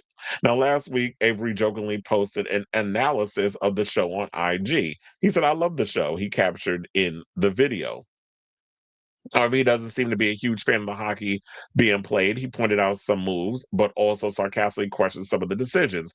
Notice the coach wearing shoes on the ice during practice. Yeah, you're not wearing shoes on the ice. So when you do a lot of things when it comes to um Rangers games and stuff, first of all, as long as I'm aware, on I've never seen a coach on the ice. I've seen like you have the reps and everything, but never like the coach. So it says, I'm glad it's acknowledged by a player, but did it have to be Sean Avery? One fan wrote. Avery has been embroiled in several controversies throughout his career, both on and off the ice. He was suspended after making misogynistic comments, one of which ended his career at the Dallas Stars. Avery has also been accused of abusive behavior towards his former wife. Public records reportedly show his ex-wife filed a restraining order against him, which contained details of his alleged abuse of her. So you out here beating on women, but look, I guess we go look a little bit because he's being pro-homosexual on these things. But I don't like the fact that you windmilling on women. Like you can't be out here beating up on ladies and all that other stuff. That's crazy. So um hopefully you working on that other mess out. I'm like, who else is going to speak on it? But at least we got somebody speaking on it. So kudos to you for speaking out on wanting possible representation in hockey because yeah, there are a lot of people think that gays only do hair makeup and do drag and all this stuff. No, there are queer people out here who love sports. There are gays who love MMA. There are gays who like boxing. There are gays who like hockey. Trust and believe. All them boys that I be seeing at them games, they all can be straight and grown men. And also the Nick games and stuff that I be working. It's like, yeah, there are people who love sports that don't contribute to the stereotypes of what it is to be gay. And we all love, I love my drag, I love all this stuff too, but I'm a guy who likes sports as well. So hence why I consider myself a butch queen, because you like the butch side and the queen side, and I embrace both sides. So shout out to Sean. I don't like the idea of you out here having this reputation of being abusive towards women. That I didn't know that about him. But yeah, so I don't like you for that. But kudos for you for speaking out and wanting queer representation. So yeah, I say all this to say, what do you guys think of this story regarding heated rivalry and Sean Avery and everything he had to say on that? Whatever your thoughts are, let me know in the comments down below. You know, there's a kid bragging about calling ice, and you putting that on social media, and y'all be wondering why y'all be getting the beat downs. Um, mm, mm, mm, mm, mm. Okay, so let's hurry up and get through this because I just got a phone call from some. I was like, I gotta hurry up and definitely get up out of here.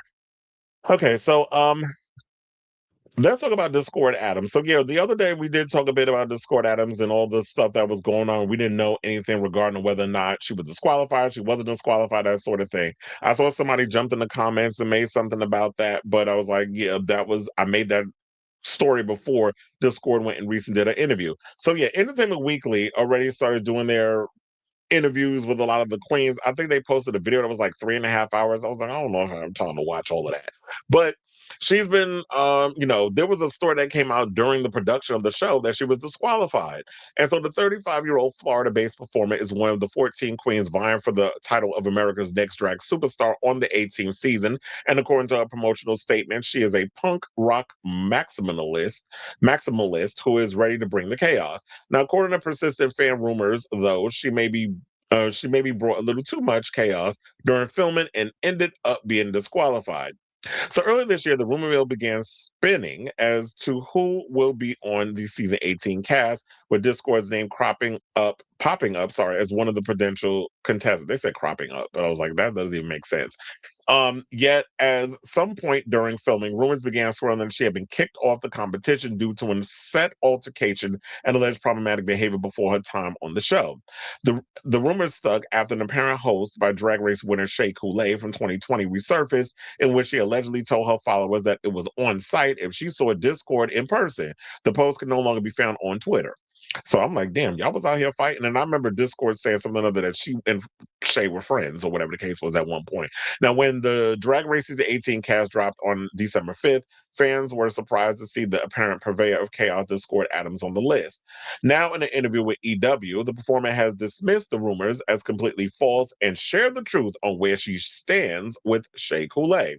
Now, during the chat, interviewer Joey Nolfi asked Discord about her time spent in Chicago, Shay's hometown, with the drag star making an unsavory face and lamenting the city's poor weather. Saying, I'm convinced that the lack of sun there goes something to people's brains, she said before being asked whether Shay's post on Twitter was real. Hard to say, Discord said, adding, let's get to the bottom of it.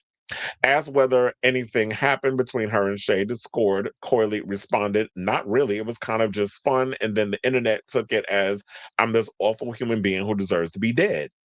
Now, addressing her alleged disqualifications, she continued, there's a rumor going around right now that I'm disqualified from this season. Like, we're not even having this conversation right now. I'm not even here.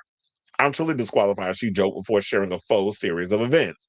Here's what happened. RuPaul found that tweet from Shay, realized that I'm awful, terrible, racist, and then disqualified me from the season, and I'm edited out. Well, of course she's joking, but no, she wasn't edited out. Now, she then dismissed the rumor as not true before sharing details on the fan rumor about an on-set altercation with another queen. Jesus Christ. Discord also confirmed that she is friends with Shay and added that she doesn't even know if the post on Twitter was real or not.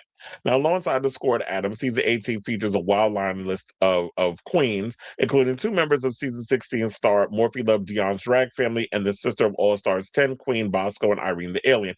I've heard a lot of the season winners are in town, and also Morphine is in town too. So she'll definitely be there tonight at the Drag Race premiere. RuPaul's Drag Race starts on January 2nd. And they said with the 14 queens tasked in episode 1 with creating designer looks from discarded drag race materials. So I'm hoping and praying that we actually get to see, like we did last year, we get to see the premiere. I know they're not going to show us the whole thing, but just enough of the premiere that I can come back and tell y'all what happened. So yeah, that's going to be going down in a couple of hours. I'm definitely looking forward. I'm definitely, with Discord, I've heard a lot about her in the past. Definitely looking forward to see what she brings to the show. And yeah, so shout out to you. Definitely excited to see what you're going to bring this upcoming season and how it all turns out. I don't know where this rumor started, but it's like, yeah, this rumor just came out of nowhere and then people just been running with it. And hopefully down the road, and you saying, I don't know where this story came from, that now that maybe she can go back on Monet's show and do a part 2. And we can find out where this rumor came from about her in Discord now that people are aware of it and now they can ask about it because the names are officially out here as who won the show. Because I'm sure at the time when Monet was doing her show, she couldn't bring up nothing about Drag Race because you couldn't reveal who the queens were on the show, even though everybody knew who was on the show. So I'll definitely keep you guys abreast of the story as it develops once we get closer to Drag Race being released. But I definitely want to hear from y'all on the latest on Discord. Let me know what your thoughts on this story are in the comments down below. Sure do. He said, we stand a Butch Queen. Okay, so y'all, let's get into our final topic. And let's talk about some sad news regarding finding Prince Charming's Chad Spodek. So yeah, I actually encountered him a couple of years back, like right after the success, after the show did what it did. We had chatted briefly behind the scenes. And so I think we were trying to figure out a time like we could do like an interview or something or another, if I'm last mistaken. But yeah, he seemed like an overall nice guy. We always heard stories like a lot of people saying that. But yeah, so he started the gay reality show Finding Prince Charming, because I was doing a lot of stories on this back in the day on Robert Sepulveda and his alleged past. It ain't really alleged because we've seen the videos, but you know. So they said that he had passed away at the age of 42, according to a fundraiser on GoFundMe. The aviation entrepreneur's death was announced this week in a GoFundMe that was set up to help cover his funeral costs as well as care for his mother and his pets. The cause of death was not announced. So they said, quote, our hearts are shattered as we share the devastating news of the loss of our beautiful, kind, and generous son, brother, and friend Chad, wrote friend Kate Bowski on the page. His passing was sudden and heartbreaking, and we are still struggling to comprehend a world without his light. Chad was type of person who poured himself into others. He lifted up his friends, encouraged everyone around him to grow, to advocate for themselves, and to believe in their own worth. His love of animals was unmatched. He cared deeply for every creature, especially his 4 beloved dogs and his bird Cosmo. The world was brighter with Chad in it, and those who were lucky enough to know him felt the warmth of his heart every day. So Grabowski continued. They said he leaves behind his mother, Felice, who is now faced not only with unimaginable grief, but with an unexpected financial burden of funeral arrangements and ongoing living expenses. We are coming together as a community to support her and Chad's animals during this incredible, painful time. And then we also have Lance Bass, who jumped in on the conversation and paid tribute to Spodek on his IG story, saying, I am truly heartbroken. Um, Hold on, because I was like, let me actually pull it up for y'all to see. Um, I know this is like literally a last minute thing. Sometimes that happens when it comes to the show. It's like, you know what? I'll be having an afterthought. Just put it up here. So so yeah, you have this picture here. Hopefully it okay, it's like blurry. Okay, so there it is. So we have the picture there, and it literally says, I'm truly heartbroken about the sudden passing of our friend Chad. He was such a kind, sweet soul who loved his friends, his family, and his beloved pets so deeply, and I hope that's how everyone else remembers him. Life should never be taken for granted, so remember to be kind and check in on those you love because you never know what people are dealing with privately, and tomorrow is never promised. Fly high, my friend. And you know why Lance Bass is probably talking about this is because Lance Bass was a host of Finding Prince Charming when it was on back in 10 years ago, 2016. Damn, time flies. So yeah, so Spodek, for those you aren't aware, he appeared on Logos, Finding Prince Charming, a Bachelor-esque show in which 13 homosexual men vied for the heart of interior designer, is that what we're calling him? Robert Sepulveda Jr. Spodek quit the show in week 6. Now, Spodek is also a real estate agent and flight attendant who co-launched private aviation charter Gold Suite Jets in 2020. So it's always sad to hear when people you've seen on a TV show or whatever the case is passes away. I am curious as to what was the cause, but until people are ready to reveal that bit of tea, we'll just have to say, since he was in aviation, fly high, young man. It's way young. That's like, child, you're in my age range. I don't like thinking about people in my age demographic. Then you hear me like them passing away because it's like it starts making me think about my mortality. And I'm invincible. I'm never leaving this earth. But anyway, so yeah, shout out to you, Chad. May you rest in peace. And so I definitely want to hear from y'all. What do you guys think of this story regarding the latest news on we lost a cast member from one of the gay shows, dating shows, Finding Prince Charming that was over on Logo. Whatever your thoughts are, let me know in the comments down below. Hmm. Yep, I was shocked at it when I saw that news too. So he unfortunately we lost somebody within our own situation. I actually like Pride and Predatorial. That show was a mess, but I'm always entertained when we can have versions of things that the straight people take advantage of on their channels. But anyway, so yeah, we gotta get up. I gotta get him out of here. Love you all for checking out today's show. I'll be back on tomorrow. I have a feeling that that's what that was, but I didn't want to kind of say it. But since you put it up there, I'm thinking that there was the S word. So yeah, I'll be back tomorrow with a brand new episode of the show. Of course, I'll be giving you all the insight because I got to run out to the city. I got to check in for this RuPaul Drag Race situation. So yeah, I'll be back on tomorrow with a brand new episode. Of course, I won't filter. Hit that like button, subscribe, all that good stuff. I love you all for watching. Thank you all for your continued support. And oh yeah, I saw that last week. I watched that. Whenever she pops up with a video, I always check out Kayla Says. I like her content. So yeah, love you all for watching. Thank you all for your continued support. And until next time, ciao, darlings.